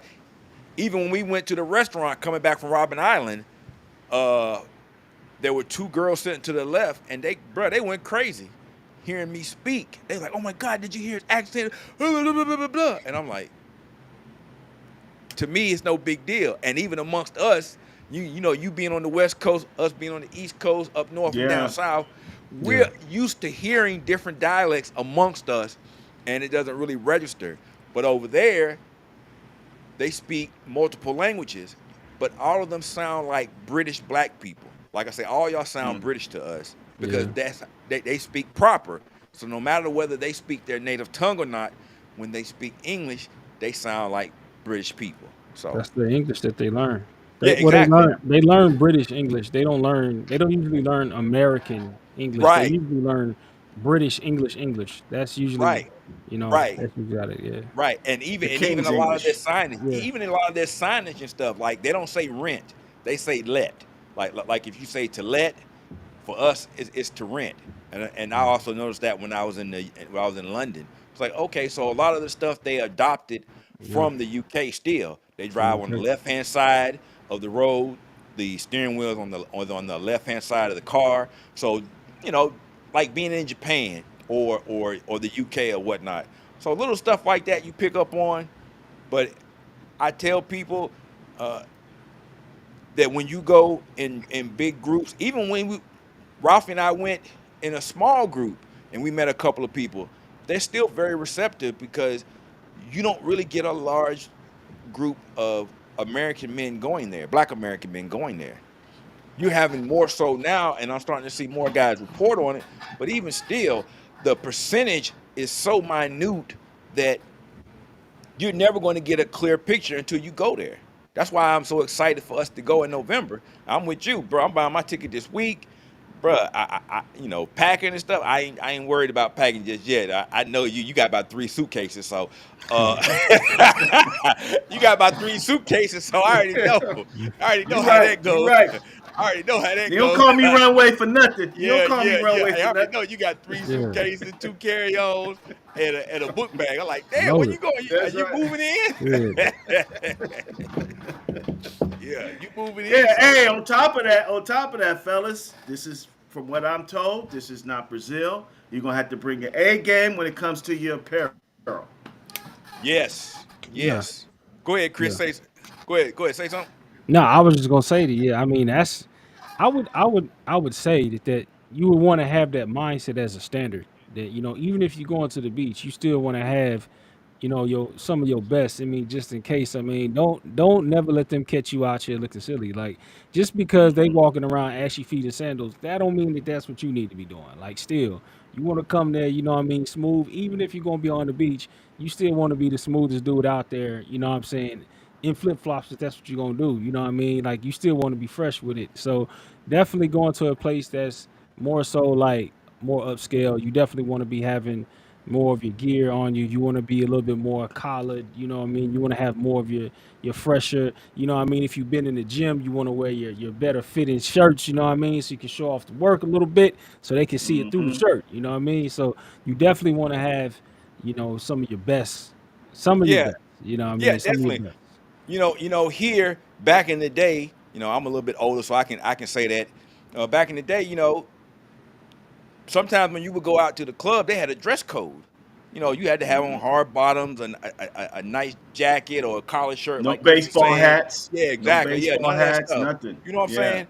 So there, they have a culture where you're gonna see that mixture. Whatever your flavor is, that's what it is. So if you are a sneaker type dude, that's not going to be a problem. But at the same time, when you out and about and you start seeing how they step their game up, like we used to do back in the day, slacks up, they got the blazer on, what I'm saying, the collared shirt, they might have on a nice brim, you know, pinky ring, whatnot.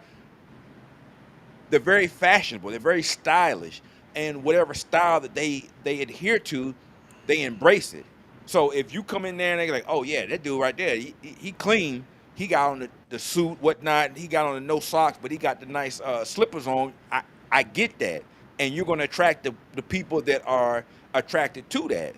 Or if you got the, like you said, the baseball cap and the fitting and all the other stuff, when you out and about, they're gonna get down with that too. But from what I've been able to ascertain on the trips that I've been there, they're very fashionable, and they take pride in that. Hmm. In the mall, couple of malls they have there, you see they have tailored where you can get tailored suits just like you're in Thailand. Uh, they have there's a place called Oriental Plaza where they have a lot of imports from India where they have suits, fabrics, and different things that can be made there. And it was interesting because I went there on a whim just do some scouting and stuff, and that's why I ended up finding this cologne spot. I actually found two, and we loaded up in the cologne spot, bruh, that banging. But they also had a lot of imports from India, from Turkey and stuff, where they were making shirts and suits and sport jackets and stuff. And I was like, yo, so I see that there is a market for that type of apparel here.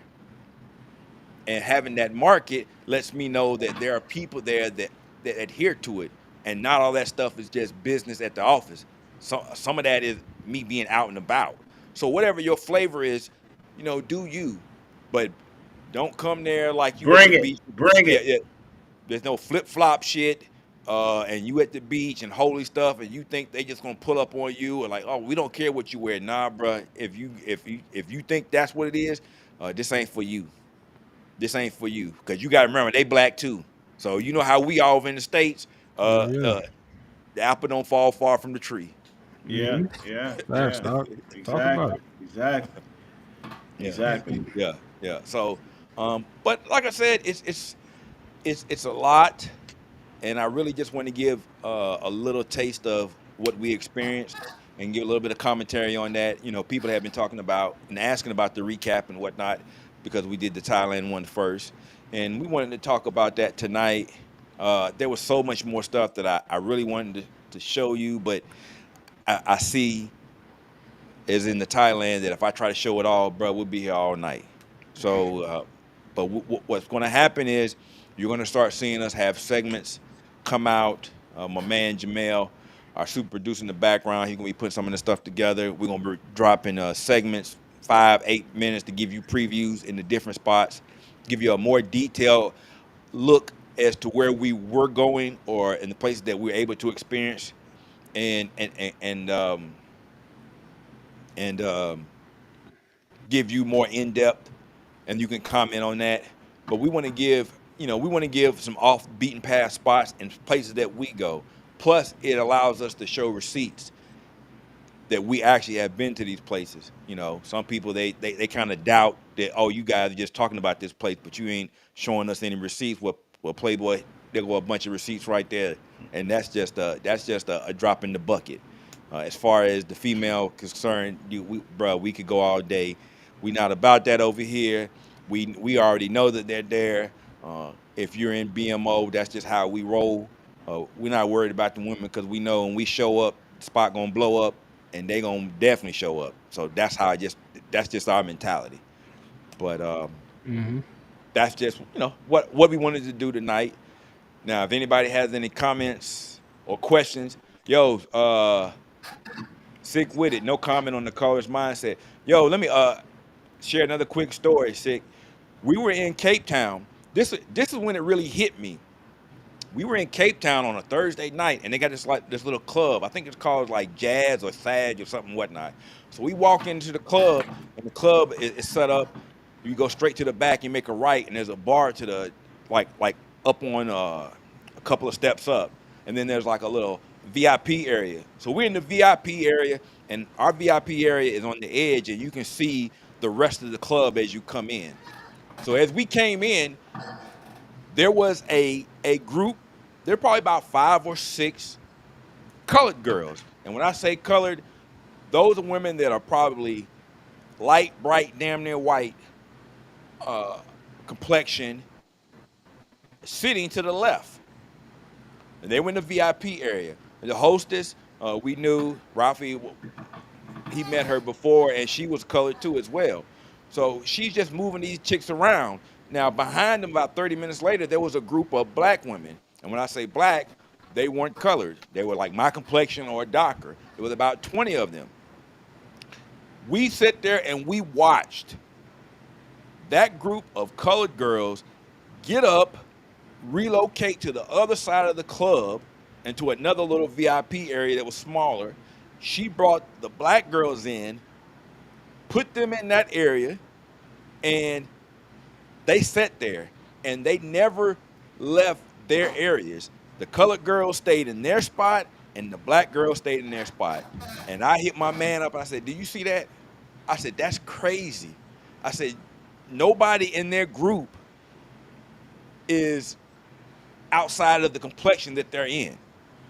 Like there wasn't a light skinned girl with the colored girl, I mean with the black girls, and there wasn't a dark skinned or brown skinned girl with the colored girls. And I'm like, that's crazy to see that in real time. I was just blown back by it. And when I started showing it to the other guys, they were like, "Yo, they still on that?" I'm like, "Dude, this is 2022, and the mentality is still there." And it's one thing to say it; it's another thing to see it. So I was definitely taken back by that. You And know, they accept it like that's an everyday thing. That's that's like an that's normal. everyday thing. Everything is normal. There was nothing out of the way about it, and I was like, "Wow, that's crazy." That they were so still locked into that mentality. Whereas here, you might have dark skin, light skin, in between friends, whatnot. They going to the club, but there you didn't see that.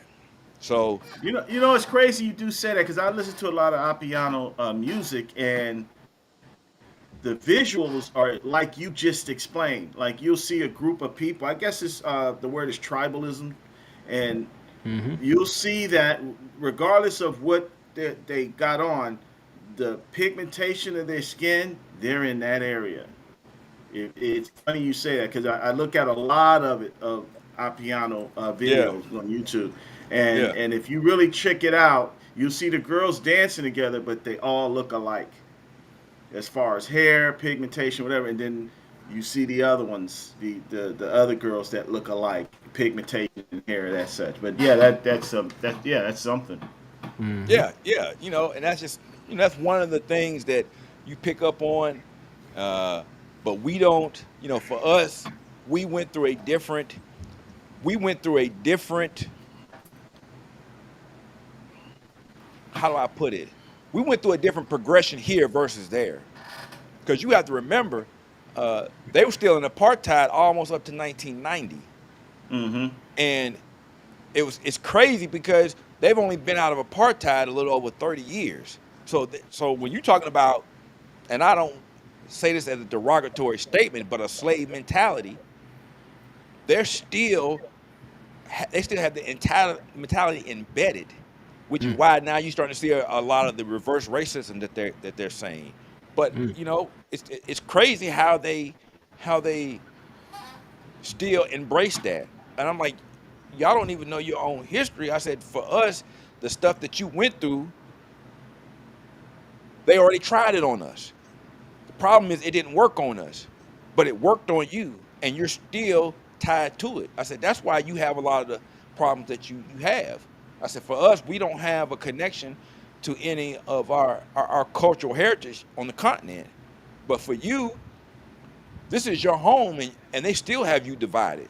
So that's what is so puzzling to us. We're trying to figure out, how are you still allowing this to happen? But that programming is deep. So, It sounds like the mix group had a better situation than the black group. So why would they want to get that up? They're so used to that. You know what I'm saying? Like hold they're on. gonna have to realize that Well, yeah, change is gonna have to change. Well, yeah, but yeah, as we knew, change took a long time to happen, and for Mm-hmm. them, you know, certain parts of the continent, you still have that mentality. So change is very slow, even though we're technology advanced. Change is still slow. So but overall, like I said, it's definitely someplace that we should see. Now, us as Americans, we probably don't have any ancestry there because we know the majority of our ancestry. Matter of fact, I just bought my African DNA ancestry kit last night, so I can see exactly where I'm at. I'm trying to get my second citizenship, you know, so to get an idea. But even still, now the one funny thing is, me personally, they thought I was Zulu. So we were having a I can see conversation. that. I can see that. We were having a conversation in the restaurant, and they had the girlfriends, the South Africa edition, and I was giving, I was giving them court, I was giving them game as far as America versus here, and how the difference between our culture and your culture and stuff, and we don't have that connectivity to being call ourselves Zulu or Xhosa or any other tribes that Tribes, they yeah. have. I said we don't have that connection. I said for us, that connection we had to generate ourselves, which is why we were able to endure for so long. Whereas here, you still have your structure. You still call yourself Zulu and you say it with pride. Hmm. So Hmm. that's how you've been able to endure. But at the same time, it's also a hindrance because you're divided amongst yourselves because of that tribalism, and they're able to come in and keep you divided and control you. So Yeah. now I'm getting off on some other tangent. I don't want go too deep in that. But bottom line is, man, South Africa is banging, and I'm Mm. so glad that we had the opportunity to pivot. Hell yeah. you know, and the stuff that we showed tonight was just a snippet. And man, I wish it was just more stuff, but I don't like to keep our lives too long. We coming up on 2 hours, and I said I wasn't gonna go that long tonight. Uh, I definitely wanted to just give you guys a preview from some of the stuff that we experienced on our events that we had in South Africa last year, and you know, look forward to some of the more content that's going to come out. We're going to be putting it out packages. We're probably dropping 2 videos a week. That Brazil, man, we got 5 years of Brazil that we haven't even touched. We got 2 years of Thailand that we haven't even touched. Um, we're in the works of putting together BMO correspondents that are going to be giving reports on where they're at throughout the world. So, like I said, we're going to be a network, and we're going to start giving you information that's pertinent to guys that really want to relocate. And there's some other guys that, like my man Carlos at Crypto TV. He's doing his thing down there. We're gonna bring him back on the show because I know he got some stuff going on that I wanted to definitely talk to him about because I know he just got married. So congratulations to him, Carlos, Crypto TV. I know you're on the honeymoon. Hey, brother, be good, be safe. But there's some other people that we're gonna bring on the show, and man, I just look forward to giving y'all this information because what we're about here is we're about giving you information that you can make the best decisions about how you want to move forward. That's what we Hmm. here. BMO, we are the network group that travels, and by golly, G Wally, we're gonna do that. Hmm. Big Mhm. facts. Oh, Hey, Hey, the first I group got a to little. come out and claim that. The first Yeah, group to yeah, come out and claim that. yeah. I had some keto snacks last night. I think that's why I was a little hype. Hmm. I caught that Holy Ghost and pasteurized it over here on your channel and stuff. But it's all good. But sick with it. Yeah. Punching in air right now, dude. Hey, we did not expect the trip to be sold out as fast as it was. We really didn't. You know, um, I think moving forward, we'll probably do another one in March because we just had the response was huge, and the way that we set our trips up, they're very intimate. So 30 for us moving is going to be literally it's going to be a documentary. It's not going to be a movie. It's going to be a documentary. This is going to be for something to see hmm, because of what uh, G Dub said earlier is that even though I was very humble in talking about us moving, you still have a bunch of African American men moving, and we always get asked, y'all a football team, you a soccer team, you a yeah, basketball team, and y'all yeah, movie stars or yeah. whatnot. And when they just say we just a regular black men, blue collar doing our thing, then their eyes perk up even more because now, wait a minute, you guys aren't like a high society type group, but y'all are moving 30 in a group. Oh, now they're Yeah, really intrigued and yeah. inspired as well. So, but You're but right be on on the that. lookout Well, for that, huh? if it's anything like the soccer when we went to go see Flamingo and seeing all them Woo! brothers walking up that ramp, man. If Stop, it's anything like that, it's going to stop, be a thing to see. Yeah, stop. yeah. It's like an entourage, but a mixture of entourage. But at the same time, hey man, we welcome it. because it's an opportunity for us to change the negative stereotype and images that the United States uh, uh, exports out to the rest of the world by us, and we prove them wrong every time we go somewhere. BMO, we don't have these problems, we don't cause these problems, and our motto is don't start none, won't be none. We ain't no punks out here, but at the same time, we understand what it is when we move. We are ambassadors, and we Yeah. want to put our best foot forward, and we want to make sure that people remember us. And the crazy part about what I just said is that when we did both of our events last year, there's a restaurant in Cape Town that we went to, and when we walked through the door, the waiter came up and said, "I remember you guys from when y'all were here in May." I was like, "Wow." He's like, "I remember you." And then we had another guy. We went to Hoffs Bay where we were at the fish spot, and we had met this group of school kids on the boat when we went to Robbins Island. And it just so happens one of the kids, he lived in a township, a colored township near where we were getting something to eat, and he worked there. And he saw us, and he was like, "Yo, I remember you guys." He was like, "BMO, BMO." It was just funny, cause Mayor, he recorded and stuff. But to have that impact, to understand your place when you travel and how you're perceived, and being able to connect to the local culture is so paramount for us that we do it naturally, and people, Yeah. they remember, and they're like, "Oh man, that's crazy." Even in the Adidas store, I showed the clip walking into the Adidas, the guy that was doing the iron on and stuff. When I put the camera down, he looked up and he was like, "Yo, I remember y'all were here earlier this year and stuff." And we sat down, we started chopping it up, and was like for all the people that you see, for us to have that type of impact on you, to see us come back here and to remember us and in detail, it's like, yo, that is the effect that you have when you travel. You humble, hospitable, and respectable. People Hmm. remember you, and funny, because you know how we are. We're naturally humorous anyway, so they really gonna connect with us. And a bunch of us together, oh man, bro, that's like a damn comedy show. Yeah. And this trip, we got the characters going on this one.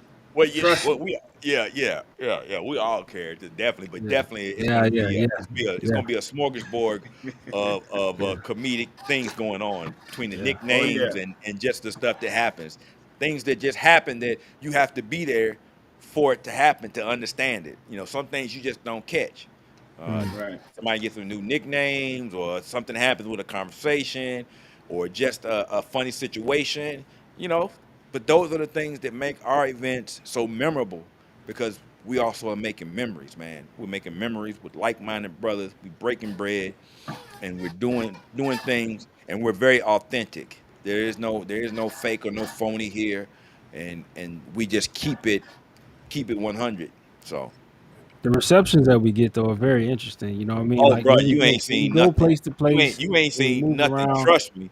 like Trust me. we always get looked at. Like I've got it, you know, many times. Like, do you play football? Like they'll be American football. Like, oh, Yeah, you know yeah. what I'm saying? Like, oh, what team do you play for and stuff like this? And you must play football because you know, to them when they say football and they think soccer, those guys are usually like slender, guys, whatever. You know what I mean? So like when they see us walking around, we definitely be looking like some type of athlete, sports, something football team. They're like, no, who are y'all? Y'all got to be somebody.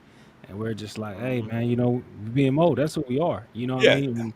We out here yeah. making moves and we shaking hands and out here getting to meet the people, and the reception that we get is because we also give a lot of that good energy back to the people. Yes. We definitely don't walk around acting like we're some type of like, better than y'all type, aura. We don't go out there causing no trouble.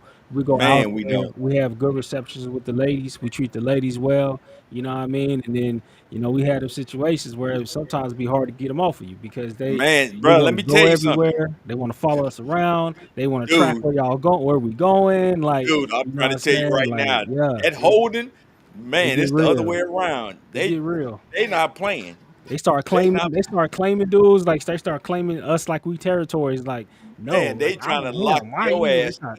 Yeah, in. they trying to They're lock like you in. they Sheesh. Yeah, yeah, it get yeah, real. yeah. It get You Hey, know what real. the thing I think was we blessed with as men Black American men, we are approachable. Other Yeah. than our female counterparts, they'll see that we just emanate. We just regular dudes.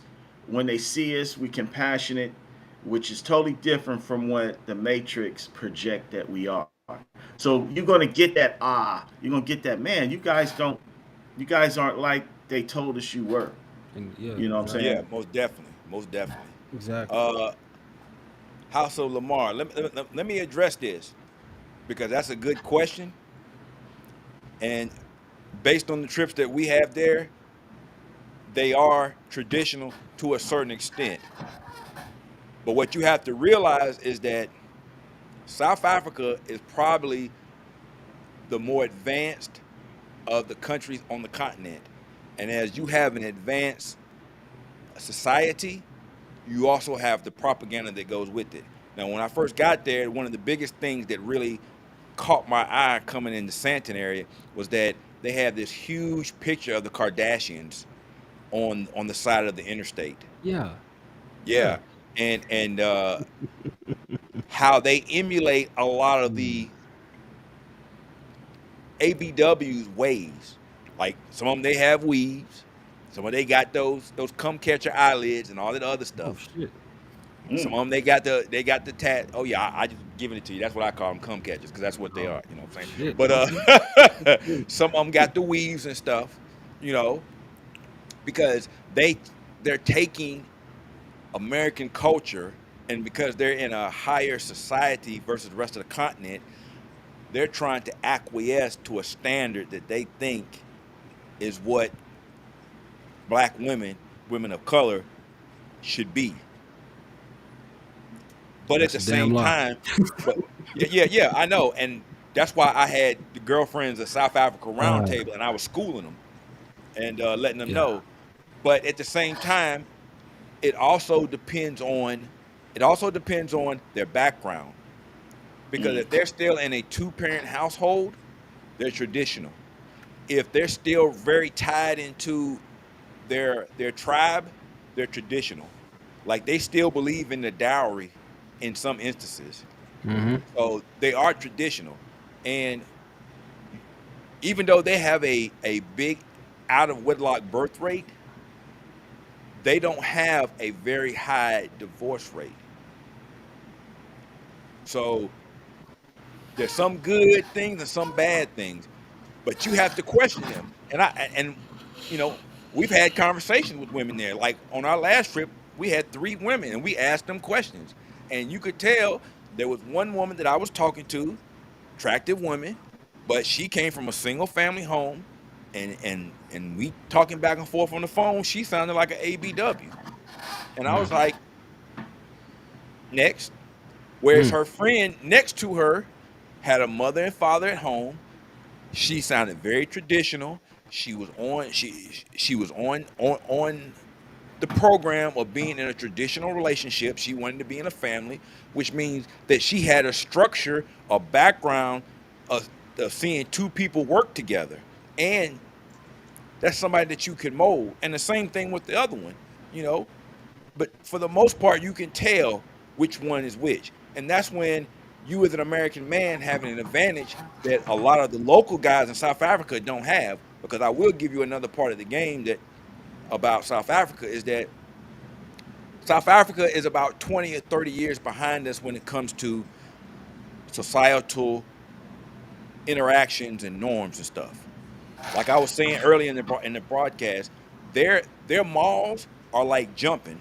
Like you're gonna see chicks go to the mall, they're gonna be dressed up like they're going out to the club just to go to the mall and hang out. Whereas here, man, you got chicks running around in house shoes and bonbons and other things like that, Pajamas. and Pajamas, pajamas and stuff. bonnets.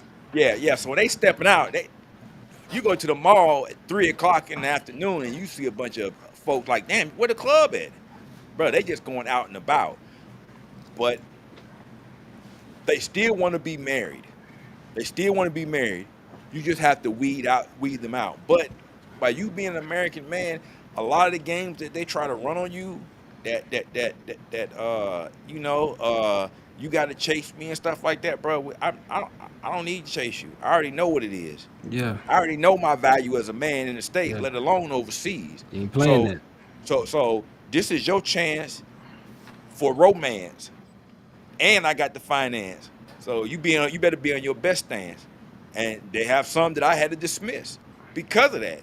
You had the opportunity, and you didn't take advantage of it. And then 2 weeks later, you calling me like, I miss you. Well, no, you didn't. You don't miss me. You missed out, and that's just how you get it. Understand your Exactly. place. Don't the game doesn't change. And that's what I hate about some of these passport bro guys and the propaganda that they spread. Look, you need to be the best version of yourself. I keep talking about that. And we're going to do a show about health and wellness and stuff. We got a show coming up probably in the next week or two. Oh, no, I take that back. We got a show coming up the 25th that we're going to be talking about health and wellness. And we're going to incorporate style, swag, and all the other stuff that goes along with that. When you travel overseas, you need to be the best version of yourself.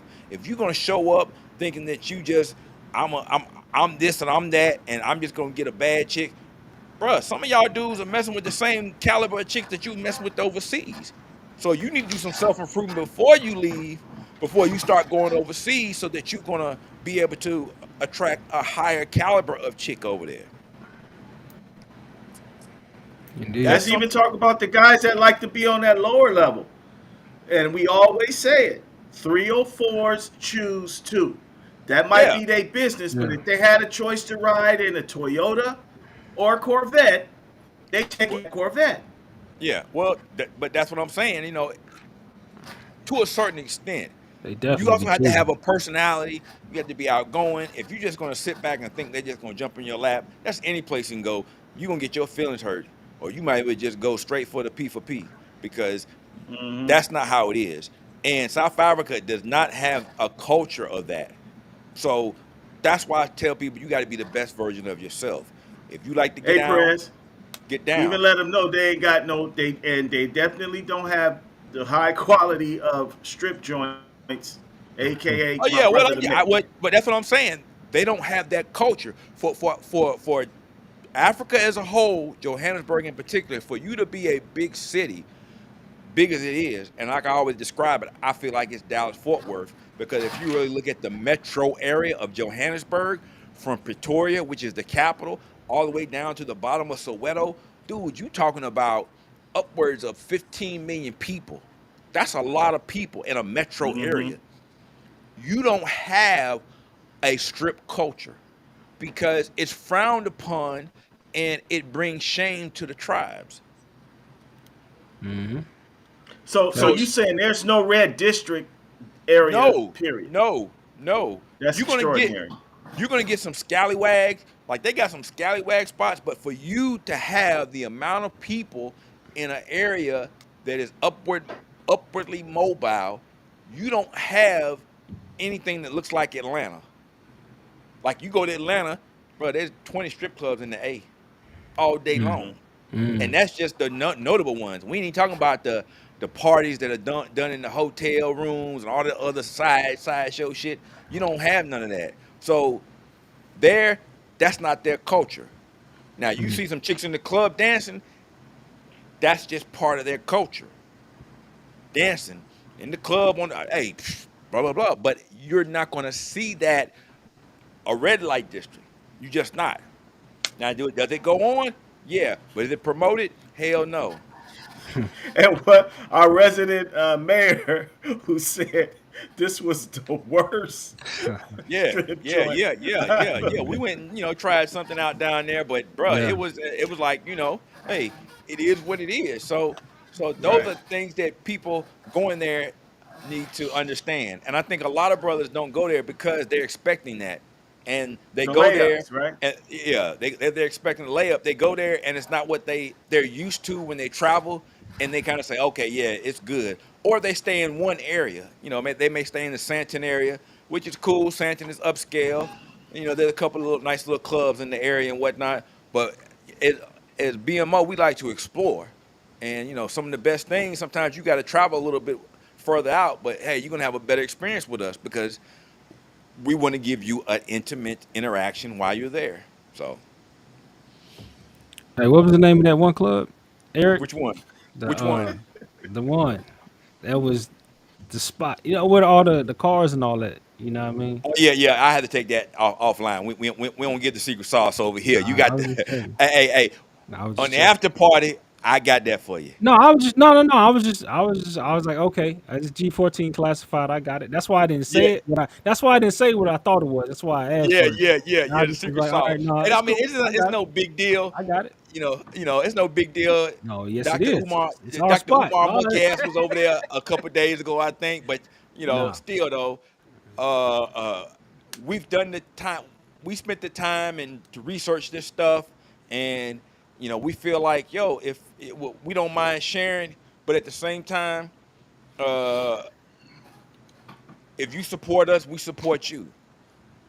Now, I understand some dudes can't come on the trip. I get that, but hey, man, buy a T-shirt. Share, share, and subscribe our content. Right now we do have 1,050 subscribers, and I thank you for the subscribers that we have. We're trying to get to 5,000. So share our content. Join us on the Facebook page. Go follow us on Instagram, TikTok, and Twitter. We all over the place. We trying to get out here. And last but not least, man, go get some of this merchandise we got. We got a merch store, theblackmansoption.com. Represent and support. If I see you with a shirt, you send me an email, I might give you a little information because I see that you are willing to support us in our endeavors. But out here, hey, the game is to be sold, not told. Already. That's right. That's right. Indeed. All Indeed. right. How do Yeah, I I was join making sure. BMO? Brother Jamel will put the link in the description box. Matter of fact, and if not, you can click on the link. Matter of fact, if you click on the description for this show, all the links to join the Facebook group, follow us on Instagram, TikTok, Twitter, and the merch store are in that area, and you can join us there, and make sure you do what you need to do, and make sure answer all the Answer the questions. questions. Answer the If you questions. don't answer the questions, you will not. You can't Yeah, join. definitely, You need to answer those definitely. questions. Not 1 out of 3, not 2 out of 3. Answer all the questions. And black folks, we don't want to do as we told, and for us that eliminates a lot of the riffraff, because if you can't follow simple instructions, then you damn sure don't need to be associated with us. That's right. Big fact. Anybody else have any other questions or comments about tonight's broadcast? Because if not, we're gonna wrap it up. We're a little bit over 2 hours, and definitely want to go ahead and end this broadcast tonight. I've been in since 2017. Ask Al agrees about me. Man, look at look. Sick with. I'm just gonna go ahead and give you Grease's his answer to that. Hey, if you want to ask me about Al Grease, send me some money on my Cash App. That's what Al Grease gonna tell you. Grease want that Cash App. Then he'll let you know. Oh, I know you. You send me that Yeah. Cash App. Yeah. Yeah, the reparations for Frustrated, Yeah. and That's right. a donation for the upcoming marriage material. Which, quick plug, if you didn't see the broadcast last week about marriage material, Coach Greaves is in a fundraising mode right now. We're working behind the scenes to try to get this thing going, and we would appreciate any support that you can contribute. If you look at the previous broadcast, and we're talking about that, hey, look and support, because we definitely want to get this marriage material thing up and running. We have to start with the casting. We got to get other stuff in play. It may take us a little bit longer because there's a lot of stuff to get done, but we definitely want to make that happen, because I'm telling you right now, to see 12 American women versus 12 Brazilian women battling over 3 American men is going to be, that's going to be the best entertainment Epic. that I've seen in a long It's gonna time. be a That's wash. going to be like the Avengers versus Thanos going off in Infinity War. I ain't talking about Endgame. I'm talking about Infinity War, and the Brazilian chick's gonna beat Thanos. So that's just my personal opinion. But anyway, It's gonna get that's busted. my personal opinion. But It's anyway, gonna be we're bad. gonna be open-minded and optimistic about that. All right. But if we don't have any more questions, we're gonna end this tonight. I do appreciate everybody for tuning in. It is much appreciated for you to come and support us. As you know, we are a growing channel. When we got to 1,000 subscribers, I thank you for our subscribers hanging in with us and supporting us. Because without you, it would not be possible. And we got it out of the mud, and we're gonna continue to get it out of the mud. Right now, we got our foundation, and we're gonna start laying these bricks. So when we build this house that we call BMO, we're gonna build a mansion for sure, for sure. So I'm gonna give. Yeah, there we go. The super producer in the background. I'm gonna give my final words to my two co-hosts for tonight. First, let me go on with G Dub. G, what do you got to say for tonight, man? Hey man, I didn't have to. I couldn't say too much. I wasn't there, but that when you're not there, you listen. So I listened a lot. I'm excited. I'm glad I'm going on the third trip. You know what they say, third time's a charm. And Yes. I'm already packing, brother. I cannot wait for this trip, man. I'm looking forward to it, man. That's all I have to say, brother. All right, man. Hey, man. Appreciate you, man. Drop you down. Hold on for a second, and then we'll oh, damn. Yeah. Hold on for a second, and then I'm gonna let me do this. There we go. There we go. Okay. Hold on for a second. Oh, wait a minute. Jamel usually do this, but that's okay. I got it this time around. There we go. All right, Chris. What do you got to say, man? Yo.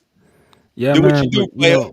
yeah, same as G. You know what I mean? Same as G. Like I didn't make the first two trips. You know what I'm saying? With out there to South Africa, but I definitely see it's gonna be a great time. I think that brothers who are planning to go, I think it's gonna be great, man. There's so much to see, so much new culture to pick up out there. You know what I mean? As far as I can tell, we're well received out there. They definitely want to see us coming through. You know what I mean? So I'm gonna be, I'm looking forward to coming on the next trip. You know what I mean? And I'm just glad that we having opportunities to go out here, opportunities to see it. So for those of you who are not supporting BMO, get out here, support the channel. You know what I mean? Subscribe to the channel. Hit up the Facebook links and everything. Support brother Al Grease. You know what I'm saying? Who is out here putting together a phenomenal show. We'll be about to see these American women get washed by these Brazilian women. It is what it is. I'm biased. I don't give a damn. And Yeah, that's yeah. what I'm doing. Also support your boy Yeah, on my channel, yeah. Strong Art Talks. You know what I'm saying? Go over there, like, comment, subscribe if you have not. We usually get it cooking every day, every Saturday. We get it cooking. I'm start trying to do a midweek show where I go Wednesday and Saturday, but definitely on Saturdays. And then we also follow up and we come over here and keep it pushing on Sunday channel or on Sunday night where we do a channel show over here. So hell yeah. All right, man. Yes, sir. All right, man. I'm gonna drop you down, Yep. and I'm gonna go to. All right. So my final thoughts for the night, man. First and foremost, I can't say it enough. I appreciate the support. I appreciate you guys coming in, watching, sharing, sharing, and subscribing. It does so much for us. As you know, the algorithm we want to get up, and the algorithm we want the message to be brought out. We want to continue the tradition that was started by our co-founder, uh, Charles Tyler, and we always here to support Al Grease and Grease Film. And first and foremost, thank you for that. Second, I appreciate the brothers that are coming on the South Africa trip for the third time around.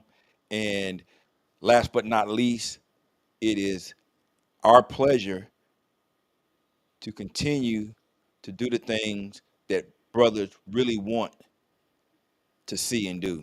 The comment my man Brooklyn Kid said, you guys were very organized, different from the Passport Bro movement. And, we've talked about that before.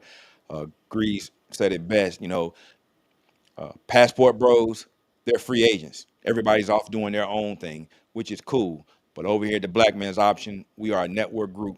We organize. We got a hell of an admin team behind us. We have brothers that volunteer their time, their dime, and their shine to make this thing what it is. And that is something that we don't take lightly. Last but not least, our next show, next Sunday, I was going to do it this Sunday, but I was in my feelings and I had to pull back and reset. But we're going to talk about getting rid of the simp chip when you travel, because there's a lot of that going on in this Passport Bro movement that's not being discussed.